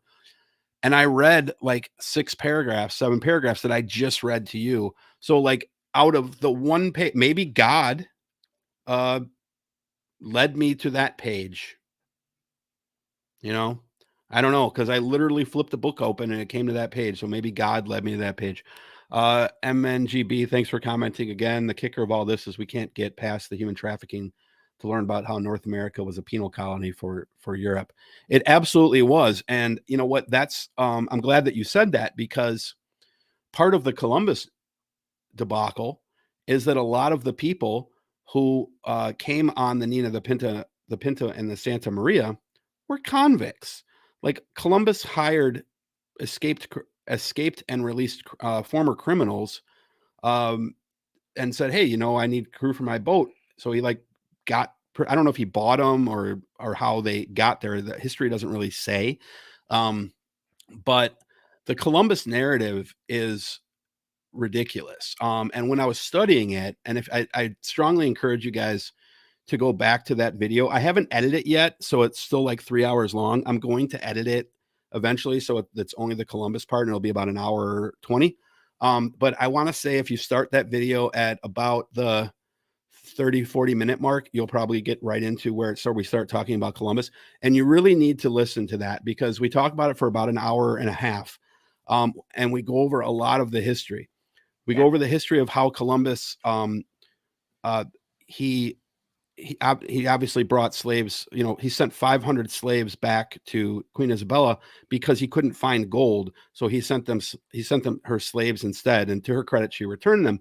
But, it talks about how they were selling 8 and 9-year-old girls into sex slavery. And Columbus is writing about it like it's just another thing.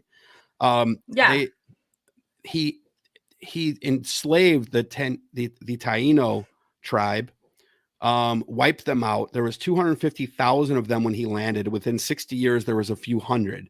There are some heroic stories that I didn't talk about on that podcast, which I wanted to, of some of the tribes, the people, the Taino people, who fled to the hills and started a resistance. And then they were winning. So Columbus's governors, it wasn't him specifically, but the people that he had used to settle that area, they said, "Hey, we give up. Well, let's do a peace pact." They brought him in. They sat him down in a building and literally burned the building down while they were in there. Oh yeah, killing all of them. Oh yeah, they did horrifying things. Yes, they would make the Taino natives. They had a quota, and if they didn't meet their quota for gold, they cut their hands off. Yeah. He wrote letters to Isabella talking about how the people were stupid and didn't know what weapons were, and that we could conquer the island with 50 people. He was a fucking barbarian. Brothers, he's horrifying. His brothers were raping women.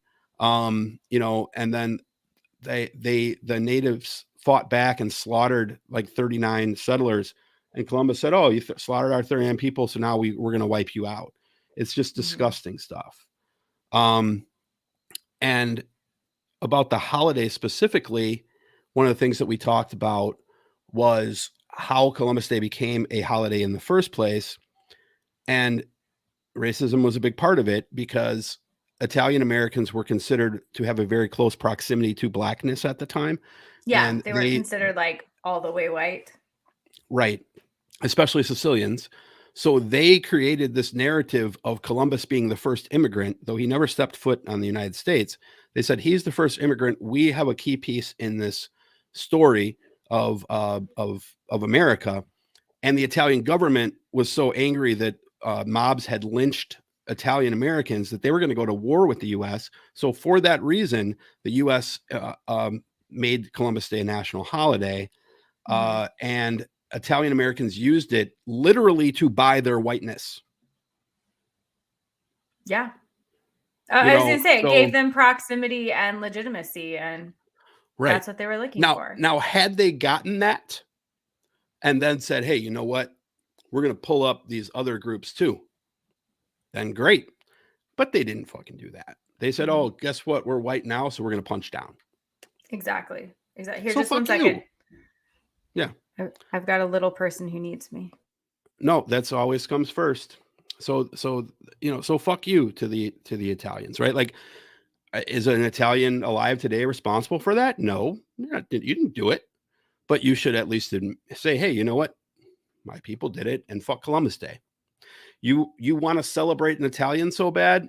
I nominate Enrico Fermi. Celebrate him. You know, there's plenty of other people that you could. Galileo. You know, he didn't live in the United States, so but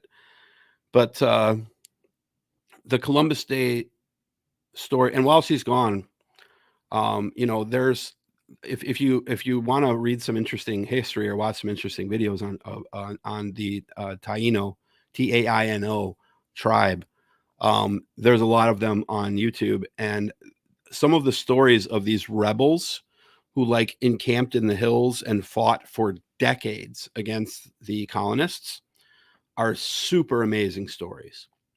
Like, it's Star Wars level shit, like fighting against the Empire. You know, guerrilla warfare, that sort of thing. Like, it's that they're fighting against the odds. Most of them lost eventually, but super interesting stuff and worth learning about, because that is why we push Indigenous Peoples Day now over the Columbus narrative, because of people like that who fought for their freedom against the Spanish, who were obviously. On camera? Yeah, I can see you. Oh, your camera. It well, my fuzzy again. There we go. I don't know. It likes to be close to you. It wants to be my friend. Sorry, I thought I was. I heard a sound in the backyard, and I heard the back door open, and I thought I was gonna die. It was just my husband coming home from work early. So. Yeah. You know. So. The but so there's some stuff on Columbus. Neither did St. Patrick. Yeah. You're right about that too. I don't know as much about the history of St. Patrick. I haven't studied that specifically. But I don't believe that St. Patrick was never in the United States, right? No, that was all Irish, but he he was a Catholic, and he went into Ireland, and I don't know tons about it, but I do know that he went into Ireland and like stopped them from worshiping their religion, and was like, you have to be Catholic, and like cast out all the snakes or something like that. That was supposed to be the miracle he did or whatever. But basically was like, hey, you guys are all Catholic now, and if you're not, then then you die. So not in the US. It wasn't a US thing, but in Ireland it was a very sounds similar. Like something worth celebrating to me. Oh, absolutely. Oh, I just ran out of beverage. Your coffee? Oh, yeah, but I have a Gatorade right here. Oh, there you go. I have to keep my whistle wet. Let's see. Let's move this. So now we've had our history lesson. We've learned about Dark Brandon. We've learned about Casper the Friendly Ghost's history. Oh my God. That was some history we didn't need. No. This week on Wednesday, this upcoming Wednesday show, attorney Anna and I are going to break down the Brandenburg case. So that should be fun. That'll be really interesting. How the ACLU helps out white supremacists. And then on Sunday, we ask you guys to tune in on Sunday at 5:30 Pacific, because Lauren Hubbard is going to be interviewing Dr. Chris Jones, who is running for governor of Arkansas. Oh, hey. And is fucking awesome. That's amazing. Physicist, community planner, way smarter than fucking Sarah Huckabee Sanders. Oh my, I mean, that's a low bar, but he sounds very, very smart. Well, Sarah Huckabee Sanders, her entire campaign is on culture war. Yeah. I mean, that's all they have to run on. So let me ask you a question. You're from a red area. I sure am. When's the last time that you've had a political conversation with someone in that area? Well, first of all, are your Walmarts inundated with people with tables sitting outside petitioning against left-wing stuff all the time? Because mine are. Not always, but some, yeah, it happens. Like there's there's a couple going around right now that are, I think there's even a fentanyl one, like stop trick-or-treating or something. Who even knows? Good point. Okay, so segue, tangent. We did a show 2 weeks ago on fentanyl, and I got your opinion on some stuff. And then we got so deep in the show, I totally fucking forgot to read your opinion. So real quick, thought on fentanyl. So again, we did a show a week ago on fentanyl. Go check it out. We talk about the scare, like obviously fentanyl is a serious thing. We're not trying to minimize it. We're not trying to say it's not real, but this whole, it's going to be in your trick-or-treat candy type thing. No. As a nurse, your thoughts on fentanyl and this whole conversation we're hearing now. I mean, so the issue is we've had an opioid epidemic for decades. That hasn't changed. And fentanyl is dangerous because it is so much easier to OD on fentanyl. But it's not like this is just a scare tactic. I feel like we do this like every 3 years where they're like, oh no, there's going to be this in Halloween candy or this. Like, first of all, drug dealers are trying to make money. So they're not going to give a bunch of random 5-year-olds fentanyl, because how is the 5-year-old going to buy more drugs? Like, even if they got the 5-year-old hooked on drugs, how are they going to get them to buy more drugs? And nobody's got their welfare checks. Oh, is it? Yeah, exactly. And nobody's even going to know what house that came from. So like, this whole scare tactic is ridiculous. It's absolutely ridiculous. And it's this idea, like the narrative that OAN and Fox News have been pushing is that it's immigrants from south of the border coming up just to pass out fentanyl on Halloween.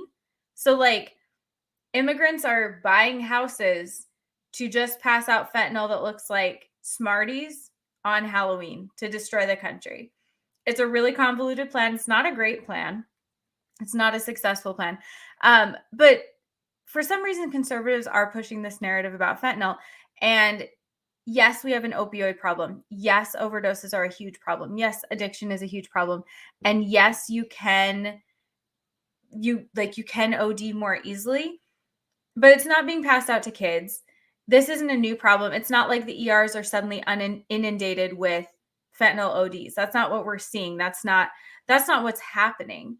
It's just the latest scare tactic. And there's this idea too that we've seen where people with the morgues, saying, is that where you're going? The morgues are over full and stuff like that. Oh yeah. Remember where they're like stacking bodies. Yes, no, that's not happening. That's not happening at all. And there's also this idea that like you can OD just from touching like money, or if you like touch fentanyl, you can OD. Like I give fentanyl to patients in multiple hospital floors. It happens every day. And when you're drawing it out of the vial, it always splashes. Like it always does. It gets on your skin. It just does. And I have had fentanyl on my skin, and there's been times where I can't wash that off immediately, and I've never OD'd. Like that's not how it works. So people are all freaking out about touching money or like touching Smarties or Smarties touching a Snickers wrapper. I don't know. Everyone's freaking out. It's not real. Like I have had fentanyl on my skin more times than I can count. I've never OD'd. That's not how it works. So it's just more fear mongering. It serves the purpose of, it demonizes immigrants. It demonizes issues with the borders. It makes people scared of this random boogeyman that is probably they're like, it's somebody in our neighborhood, but we don't know who. So you can't point your finger at one group specifically, but it makes you suspicious of people. And it's just like, it causes heightened fear right before the election. Like it's a perfect scare tactic for right now, but it's not real. Like it's not a bigger problem than the problem we've already had that nobody cared about a year ago. Yeah. And like, again, we're not, I have a 16-year-old.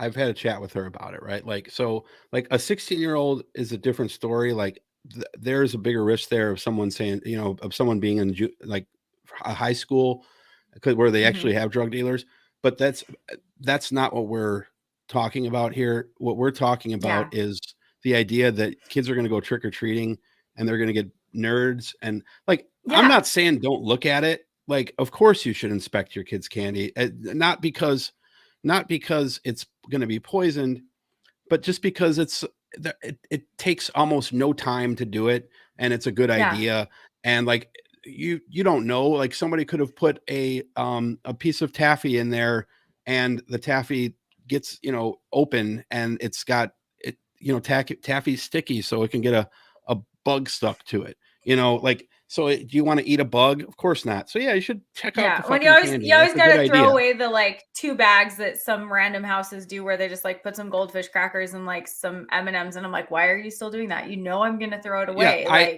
I throw those away because like you probably touched it, and we have COVID. Yeah, and I'm sorry, people's houses we don't eat food at some people's houses, and so I don't know. Did you wash your hands after you used the bathroom? Did you let your dog lick your hands and then you packed your Halloween bags? Like, no, I just absolutely can't. Or there could be peanuts or some other allergen, and some of the stuff. So yeah, you should look at it. But so that's the nerds thing comes from a case in Connecticut. It was a case where someone put the candy colored fentanyl in candy wrappers in order to hide it from the cops, not to hand it. Yeah, nobody's handing it out to kids. It's just like the cases where when everyone was trying to like when weed started to be legalized in a couple of states, and they were like, oh no, this kid took like 3 weed gummies and slept all day. And, they took him to the doctor and got him an IV so they wouldn't get dehydrated. And everyone's like, oh no, it's like nobody was passing out weed to kids. They just got into it because the parents didn't put it away. Like, same thing. It's not, there are reasons to be concerned about fentanyl. There are really legitimate reasons to be concerned about fentanyl, because some drugs, like there have been ODs like where I live, because people have taken certain drugs not knowing that fentanyl was in that drug, or that the drug had been cut with other drugs that had been part of fentanyl. So yes, that happens. So yeah, if like you said, if you have a child who could buy drugs, that's a good conversation to have with them. That, those are kind of conversations to have with them. But being concerned about smarties and nerds that's not real. Nobody is passing out drugs to your child on Halloween. They're just not. And let's not also forget that most Republicans are Christian. And if they're not Christian, they're Christian adjacent. Like that's their ally, right?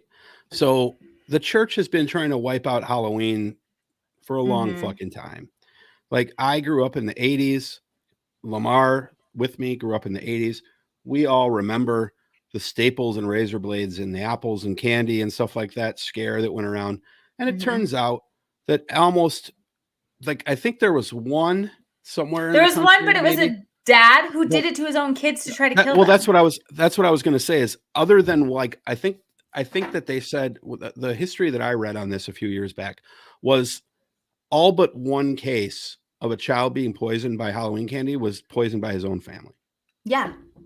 Right. So like, it's, or somebody puts a bag of candy and like, there's a staple in that somehow got home. Like a kid comes home with a bag of candy and there's a random staple, like that fell off a letter or something that somehow got in the bag that might've been in the bag before they used it. Like, and it ends up on the fucking news station. It's not like embedded into a piece of candy. No. It's just a staple that's in the bag and he probably bent together, but they've been trying to wipe out Halloween for a long time.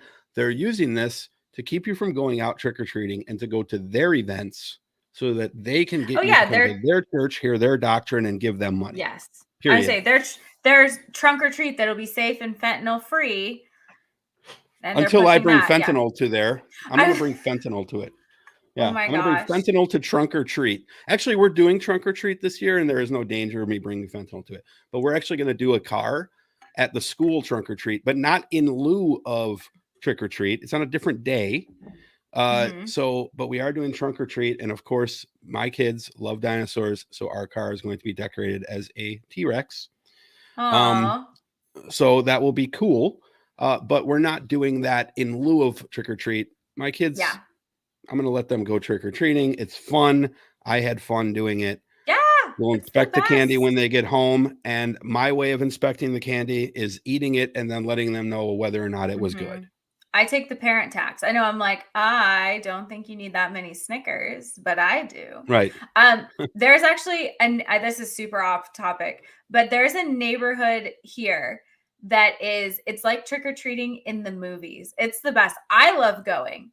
And it's like this kind of wealthy, bougie neighborhood. So I love that. We just drive over there. We don't live there. But they get a big like blow up screen and they play Halloween movies. They have somebody making like fry bread.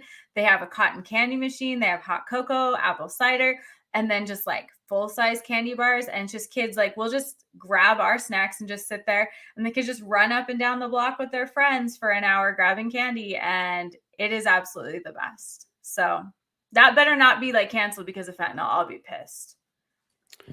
I hope not. And Lamar says in Philly, there was a little Debbie plant that someone was putting razor blades in. Yeah, but that's got nothing. No one gives away little Debbies for Halloween. Oh my right? God. Can you imagine though? That'd be great. But I mean, like people do shit like that every once in a while, but like, that's not a problem with Halloween.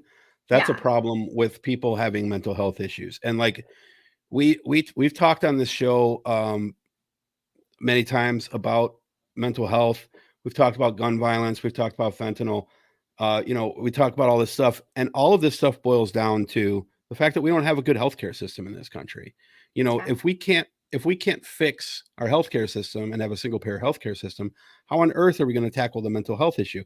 We can't tackle the gun issue, which is partially related to mental health, because of the fact that the people who need it can't get it because there's a barrier to it.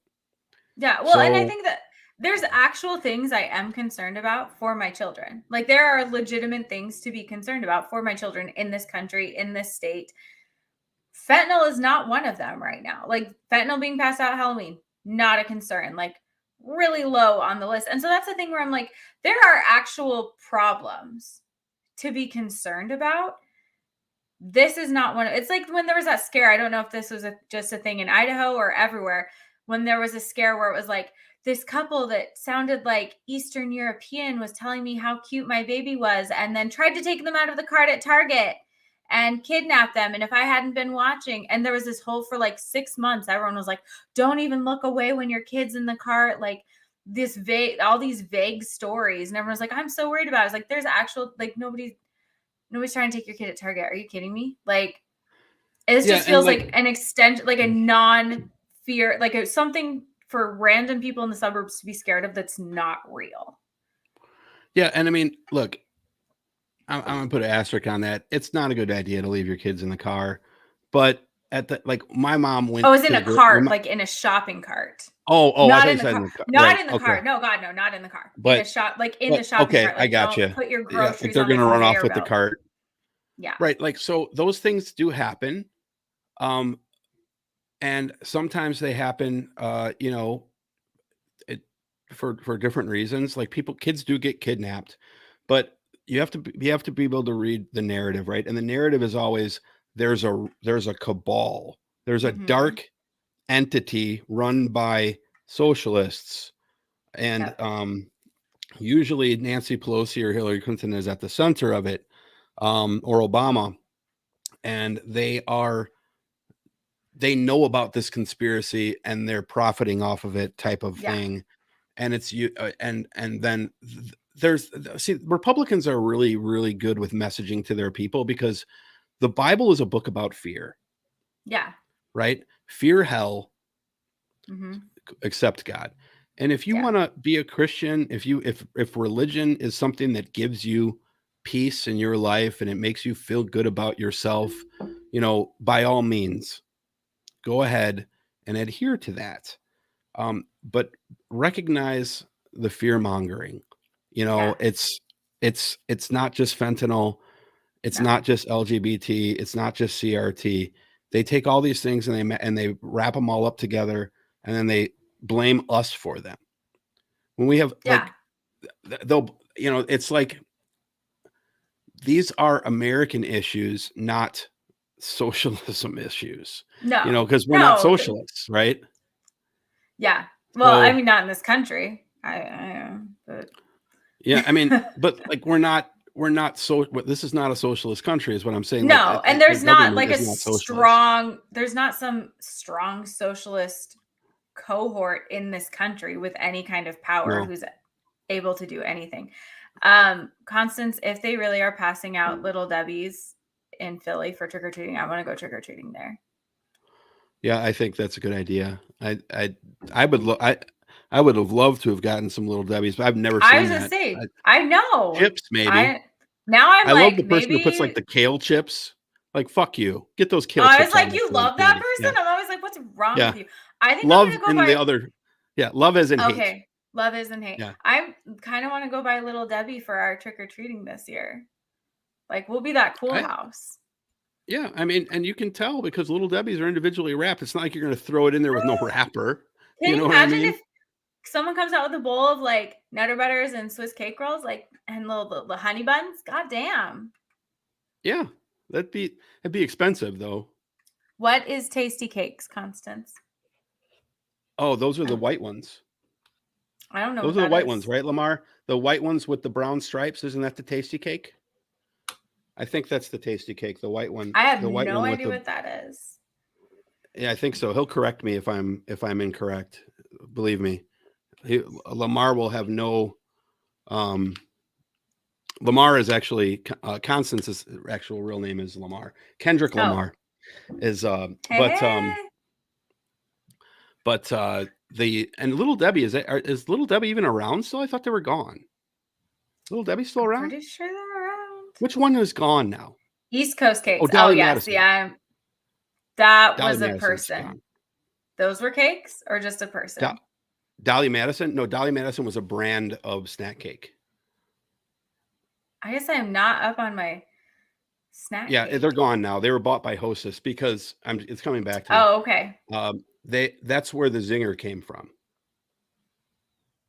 You know the Zinger? Okay. It's like a Twinkie with the frosting. Yeah. Yeah. Mm-hmm. The Zinger was a Dolly Madison, and they bought it. It got amalgamated into their brand. Okay. Brand. Yeah. I was saying, I'm pretty sure Little Debbie's still around. What are you going to do? You still dress up? Yeah, I got invited to a Halloween party, so I am this year. What's the costume this year? I'm going to be Nadja from What We Do in the Shadows. Who? Oh my God, have you not watched What We Do in the Shadows? Have you watched the movie? I don't even know what you're talking about. Oh my God. Okay. I'm going to change your life forever. Okay, there was a movie, and it's called What We Do in the Shadows, and it's a mockumentary about vampires, and it's phenomenal. And then it's a TV series also that's on Hulu. The TV series is funnier, but you have to watch the mockumentary first because there's like throwbacks. It is phenomenally funny. It is hilarious. I love it. It's amazing. It's fantastic. It's directed by Taika Waititi. I always say his name wrong. Anyway, it's by him. And he's What We Do in the Shadows. It's so good. Oh, it's like my favorite show. Let's watch the trailer here together. It looks like the Addams Family. Kind of, yes. All right, so let me share my screen. I'm probably going to best intro song ever. Okay, well that's what I was going to say. I might not be able to play I probably won't be able to play the sound here for you guys because YouTube's not friendly to that. They'll probably take our stream down. If I do that. So I'm going to not share the audio. Sorry. That's okay. you can watch it on your own. Well, imagine it. Yeah.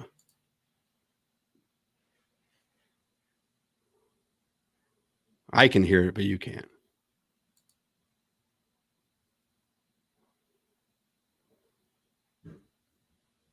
Oh yeah, this is for the movie. It's so good. Cracking myself up over here.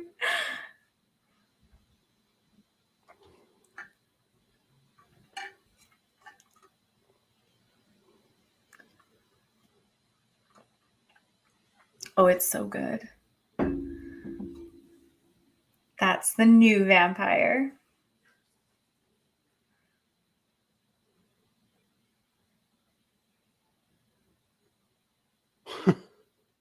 I told you it's so good. It's so good. And you have to watch a trailer for the series too, because I think the series is more funny, but there's a lot of callbacks. So you gotta know some stuff before. It's so good. I was supposed to pay rent, but I don't.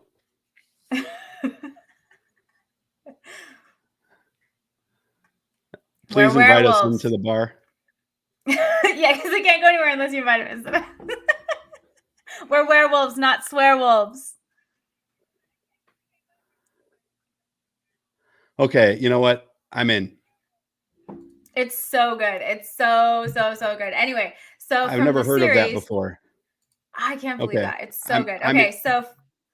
So from the I'm gonna watch Hulu it. series, the woman vampire's name is Nadja, and she's married to Laszlo. So my husband and I are going to be Nadja and Laszlo. So I see. Okay, so so people who are not like totally out of the living under a rock like me are going to know exactly who you are right away. Probably. I mean, I could pull up a picture and share it on my screen. Yeah, please do. I haven't been to a Halloween party since 2000 and probably 2014, or 2013 probably, because after that when Liam was born, all that ended. No more mom and dad fun. Yes, I was gonna say. Oh, here, let me see if I can. I was gonna be them for 2020, and then it was 2020, so I wasn't. But now this year, I'm gonna bring it back. This is my year. It's only letting me do it like that, so we'll do. If I can remember how to do this. Ooh. Yeah, just hit present and Oh, that's what I have to do first. Yeah. Hit the present button and then share and then pick the tab or screen that you want to use. Here we go. So it's that. All right, let's do. Hold on one second. Let me.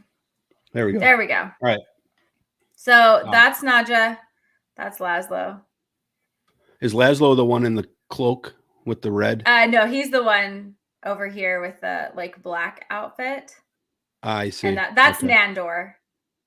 Nandor the Relentless. Okay. Nandor. Nandor the Relentless. It's I'm so excited. Anyway, so. No worries. That's like I said, I'd never heard of that before, but it looks funny. I kind of get some Sacha Baron Cohen vibes. Yes. From that.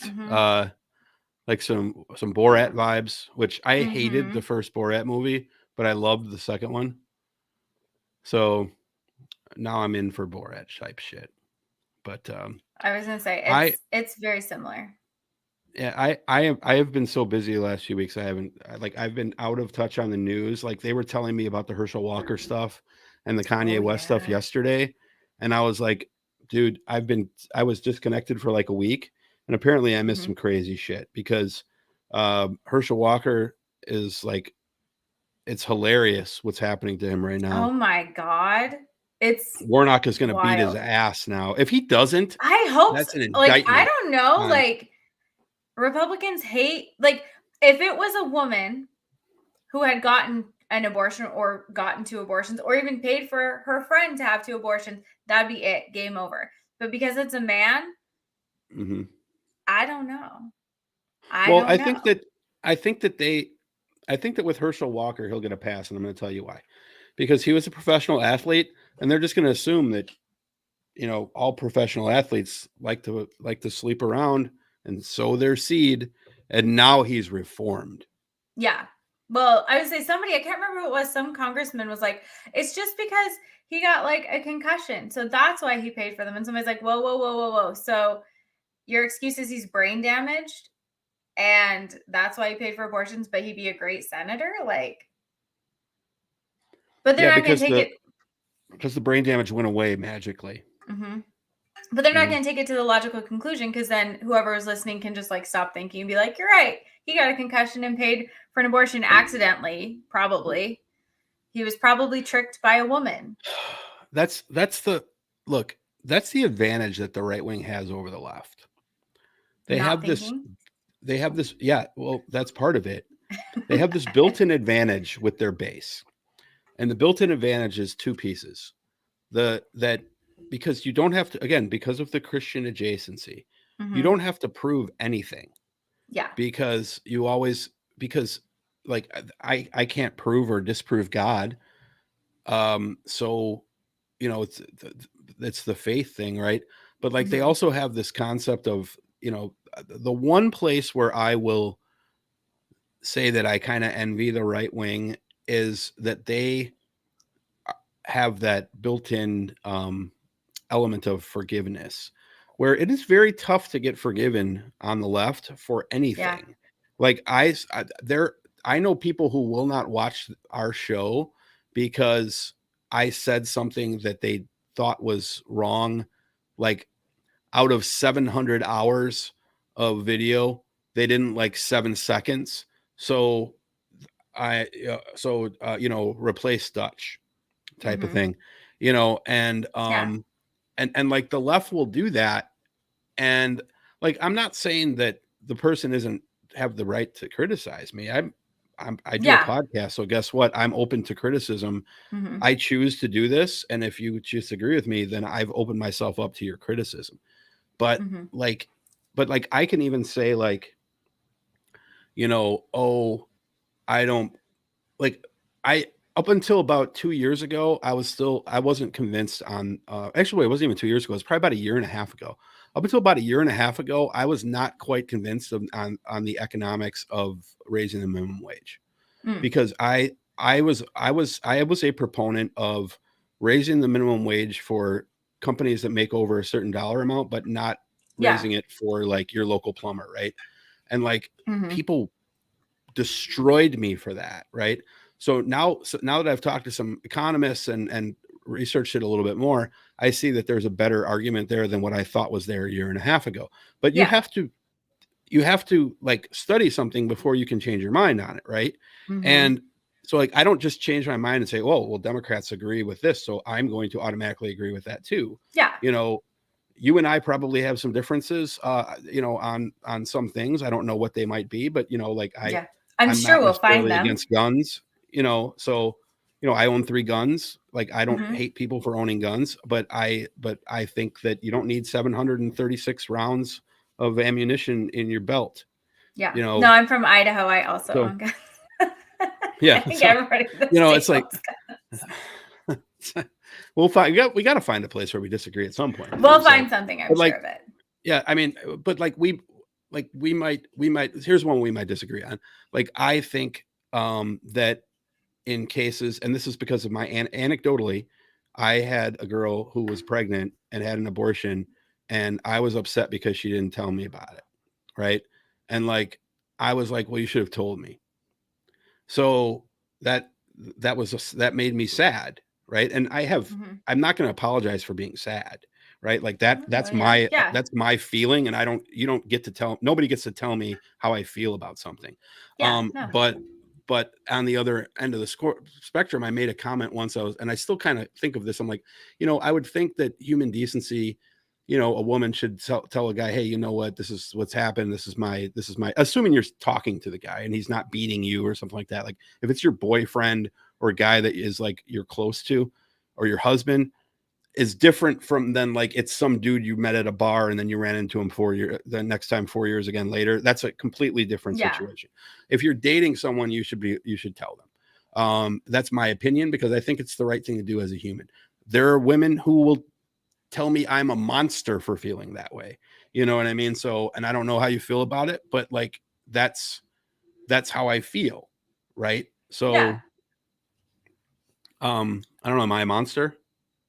I wouldn't say I mean, I think if a pregnant person wants to talk about it, great. If they don't, great. But I don't think you're wrong for feeling hurt by it. Like, I wouldn't say a woman should have to if they don't want to. I don't know the circumstances or what her reasoning was, but I don't think you're a monster for feeling like your feelings are hurt, because I can see why that would really hurt So yeah, I mean, I can see the other side of the conversation with it. Like if the woman's made up her mind that she doesn't want to do it and she thinks the guy's going to try to talk her out of it, that's a legitimate reason, right? Like, so like, but then on the other hand, I also agree that guys should not try to talk women out of things. You know, so like it's not your decision. You know, and then guys will come with that dishonest argument and say, well, then I should have the choice to not pay child support. No, oh my God. It's not the way that it works, right? Like, so, you know, it's a logical fallacy. Is what it is. You know, it might carry water with some guys, it might carry weight with some people, but once you like, it's one of those things where when you hear it, the first time you hear it, you're like, oh, that sounds logical. And then you're like, oh, wait, no, it doesn't. You know, once you like think it through a little more, like, wait a second, like that actually doesn't logically. So like, if I'm going to force someone to do something or like, you know, get mad at her or, you know, whatever, because of something that she chose to do with her own body, that's fine. Like, you know, I don't like when people, you know, with abortion, I don't like the fact that some people argue the fact that a fetus is a life. That's clearly a life. The difference is it's not an independent life. And that's to me where the conversation should be, because like, yes, it's a life, but there's a huge difference between life and independent life. That's where the conversation should start. Right. Well, and we don't view all life the same. Like we just like when we're honest, we just don't. Yeah. Like all life I feed to the lizard.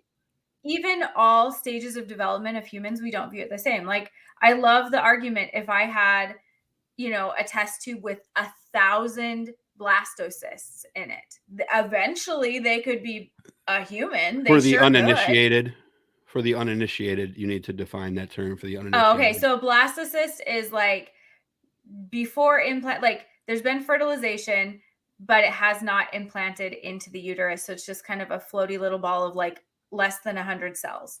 So if I have 1,000 blastocysts and I have like a brand new newborn baby and I can only take one out of a burning building, for some reason, only one of my arms work, what would I take? Everybody's going to say, well, of course you take the baby out of the building and let the blastocyst just burn. Right. Like everyone's, because we don't, but there was 1,000 babies in the blastocyst. Yeah, there was 1,000 blastocysts. There could be 1,000 So you killed 1,000 humans. Because obviously, monster. I know, immoral, monster. Awful. But we don't view it the same. Even 1,000 blastocysts, morally, we know that is not the same value as a brand new newborn baby. As much as they're like, life begins at conception. Well, yeah, I mean, like the process starts, but we don't view it as this, like it does not carry the same weight. It just doesn't have the same value. And then people they're like, that's not okay. No, that's actually how we feel. Legally, morally, we all recognize that, but we want a hard line, and conception is a really easy, hard line for people. So that's the one they take.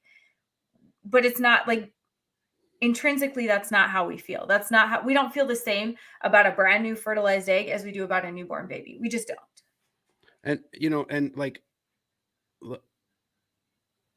how many people do you know that have had a funeral for a miscarried baby?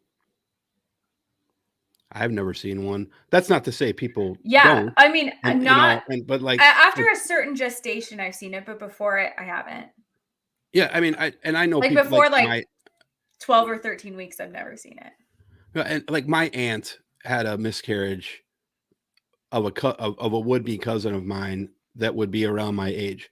It impacts her to this day, and I respect that. Absolutely. Right? Like that's I will never begrudge her loss, but you know, there's a massive difference between that and losing like a 2, 3, 4, or 5-year-old child. Oh, absolutely. As far as like even the actions that one would take afterwards, like with you're generally not going to have a funeral. You don't collect on life insurance.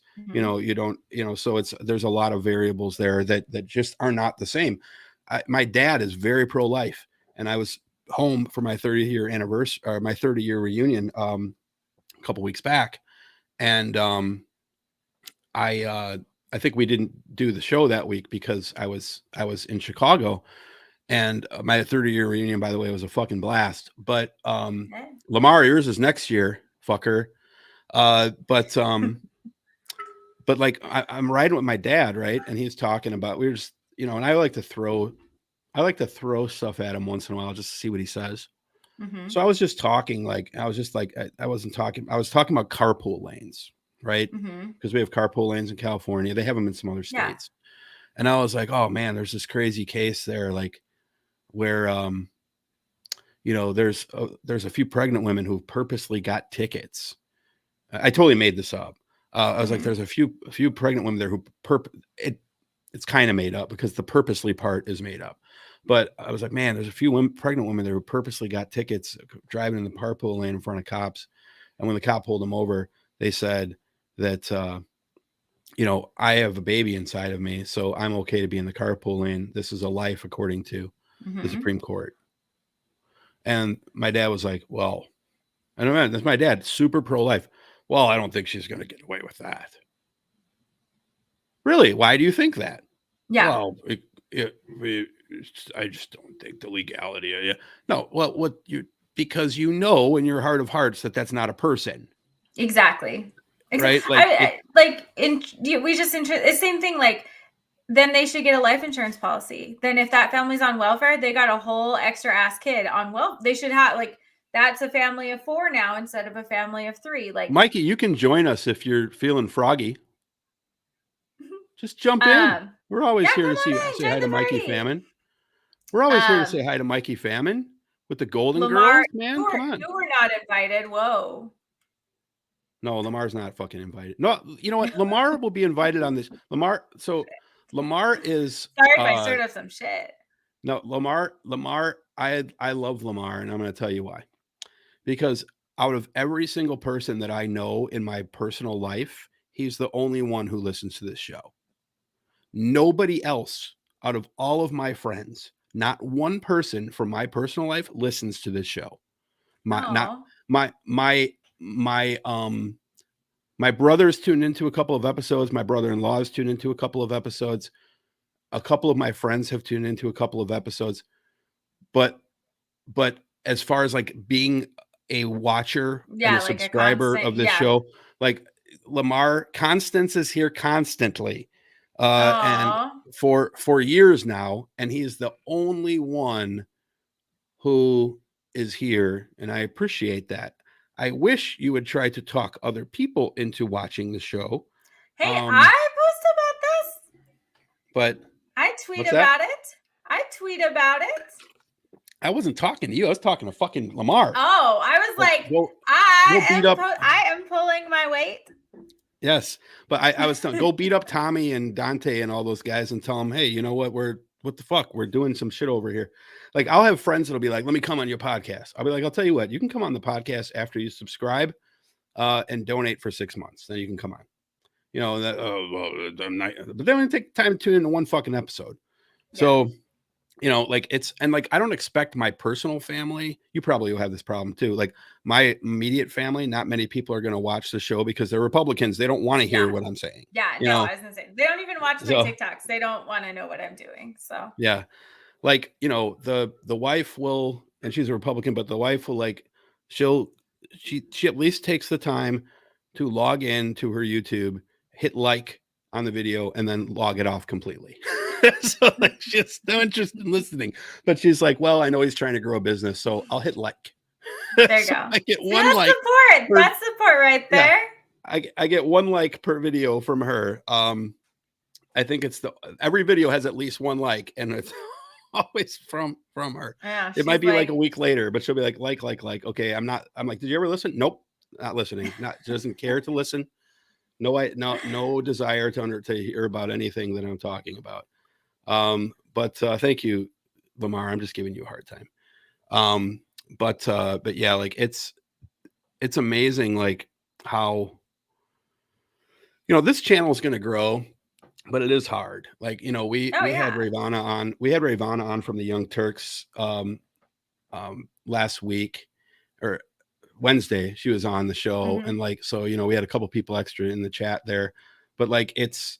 You know, we need to pull people over to Twitch and get off of YouTube and get onto Twitch eventually, so that we can kind of just go to that one platform. for the time being, we're going to still be on YouTube, but at some point in time in the future, I don't know when, it's probably not going to be immediately, but in the next 6 to 8 months, YouTube's going to be replays only.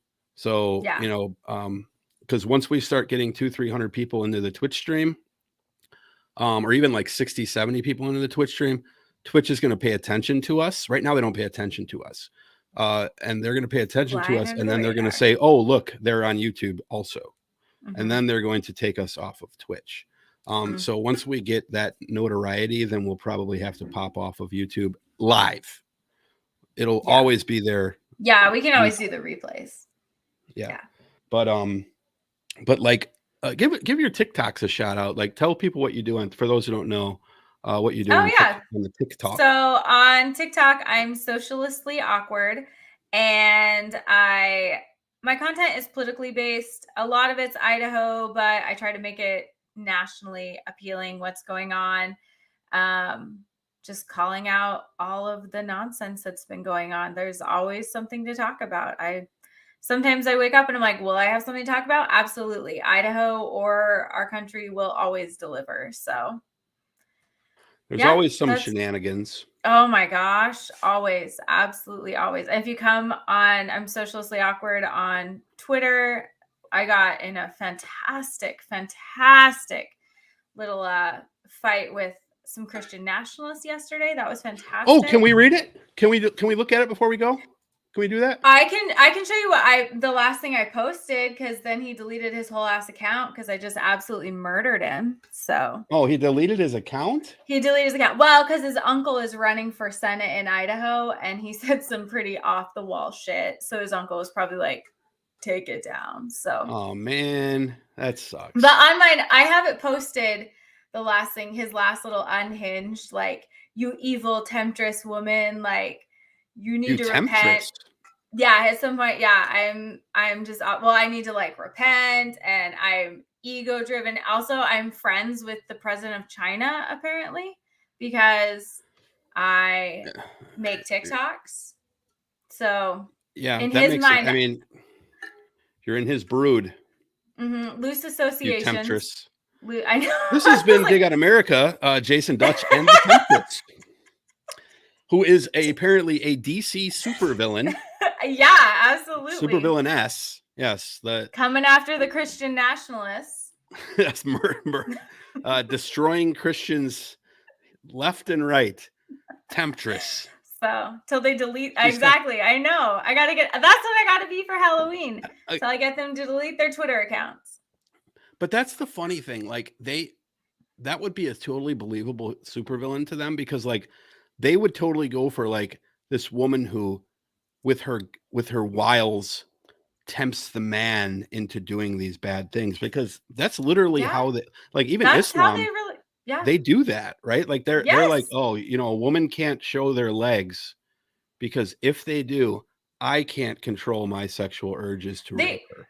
They do that here. Like, I grew up Mormon, and we like constantly, like, so there was a thing, girls camp, where like when you're a teenager, you just go, like, it's just supposed to be a bunch of girls camping, but you have to have a priesthood leader because we can't let women just be in public alone. And we all, just as Mormons, we had to wear a one-piece swimsuit, but when we were at girls camp, we also had to wear a shirt over it and shorts, or else we would be tempting the priesthood leaders as like 13-year-old little girls. And one time we were out like by this creek, and there was a big rock, and we were all just sitting on it, and just in our swimsuits, because it was hot, and we were sitting on a rock by a creek. And one of the leaders saw us and made us all apologize to the priesthood leader for tempting him. And then we all got like, we couldn't go swimming the whole rest of the time we were camping. So yeah, no, that happens like here, like now. So and that was a great lesson to teach like young teenage girls. So.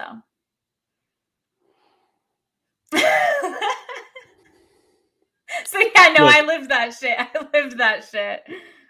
Look, like I don't even know where to go with that. That's just off the fucking wall. Like, yeah. I love a beautiful woman in a swimsuit as much as the next guy. I'm a guy, I can't turn that part of me off.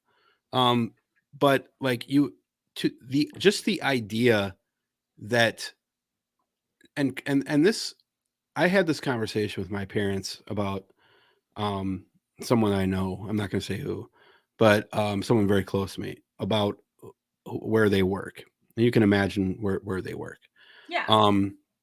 Like that's if like they say, well, that place is evil, and if and she should be more responsible. And I'm like, I'm like, first of all, I acknowledge the fact that you care about this person and that you don't want to see them hurt. That part of it, I completely understand. Mm-hmm. But for some reason in their deep, devout Christianity, they believe that like the victim holds some piece of responsibility for it. And like, I have tried to combat that. And they'll like, I'll say, do you think, let me think of an example that's not this example. Okay. Do you think pornography is evil? Yes, they think pornography is evil, right? And I'm like, yeah. So, and I'm like, so what is evil? And they're like, well, evil is this. And I'm like, so like, I tried to explain to them, like, evil is subjective in a lot of ways, right? Like there are some universal things that I think every person would agree on, like, rape, murder, evil. Yeah. But like, I don't, when I see pornography, I don't think you can see pornography and like it or not like it based on your personal preference, and that's fine. But to look at it and say that is evil. Yeah, no, that's just a like moral lens that you're like a religious lens you're looking at it through. You're equating it to like murder. Oh yeah. Or genocide. Mm-hmm. And it's like, and in the Christian church, they literally rank pornography above racism on the evil spectrum. Oh yeah, no, in Mormonism, there's like degrees of sin. And the first one is leaving Mormonism. So like, that is the worst. I did the worst. The second is murder. So like, I'm worse than a murderer. But the third Do they consider that to be unconditional? No. So leaving Mormonism, yes. Like if you're a man and you leave Mormonism, you're a son of perdition. So you like cannot be forgiven. If you're a woman, you can't be forgiven unless maybe they need more wives in heaven or something. Then it's murky. But murder. Yeah, of course. Right. I don't know. I'm sorry. I didn't think of that. I mean, low hanging fruit there. Do they need more women? It's probably going to be up to that. Murder, you can't be forgiven in this life, but you can be forgiven in the next. But just below murder is any kind of sexual anything. So like if you are 17 and you like get a little handsy with your boyfriend, that is just below murder.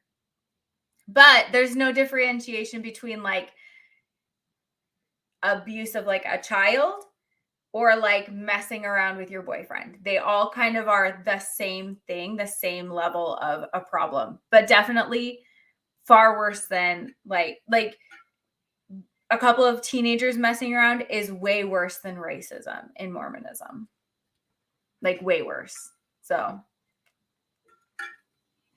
anyway. So yeah. I'm talking and I'm on. Oh, but you muted yourself? Yeah, I always say I'm a professional at this. Well, I guess that'll about, that'll, unless you got, I was just looking to see if there's anyone on that we can raid here. For those of you on Twitch, we will raid, unless you had anything else you wanted to touch on. I know it's later for you. No, I was going to say that. That's 2.5 hours. So, yep. So we will see you guys next week. Don't forget to check out Lauren Hubbard's show on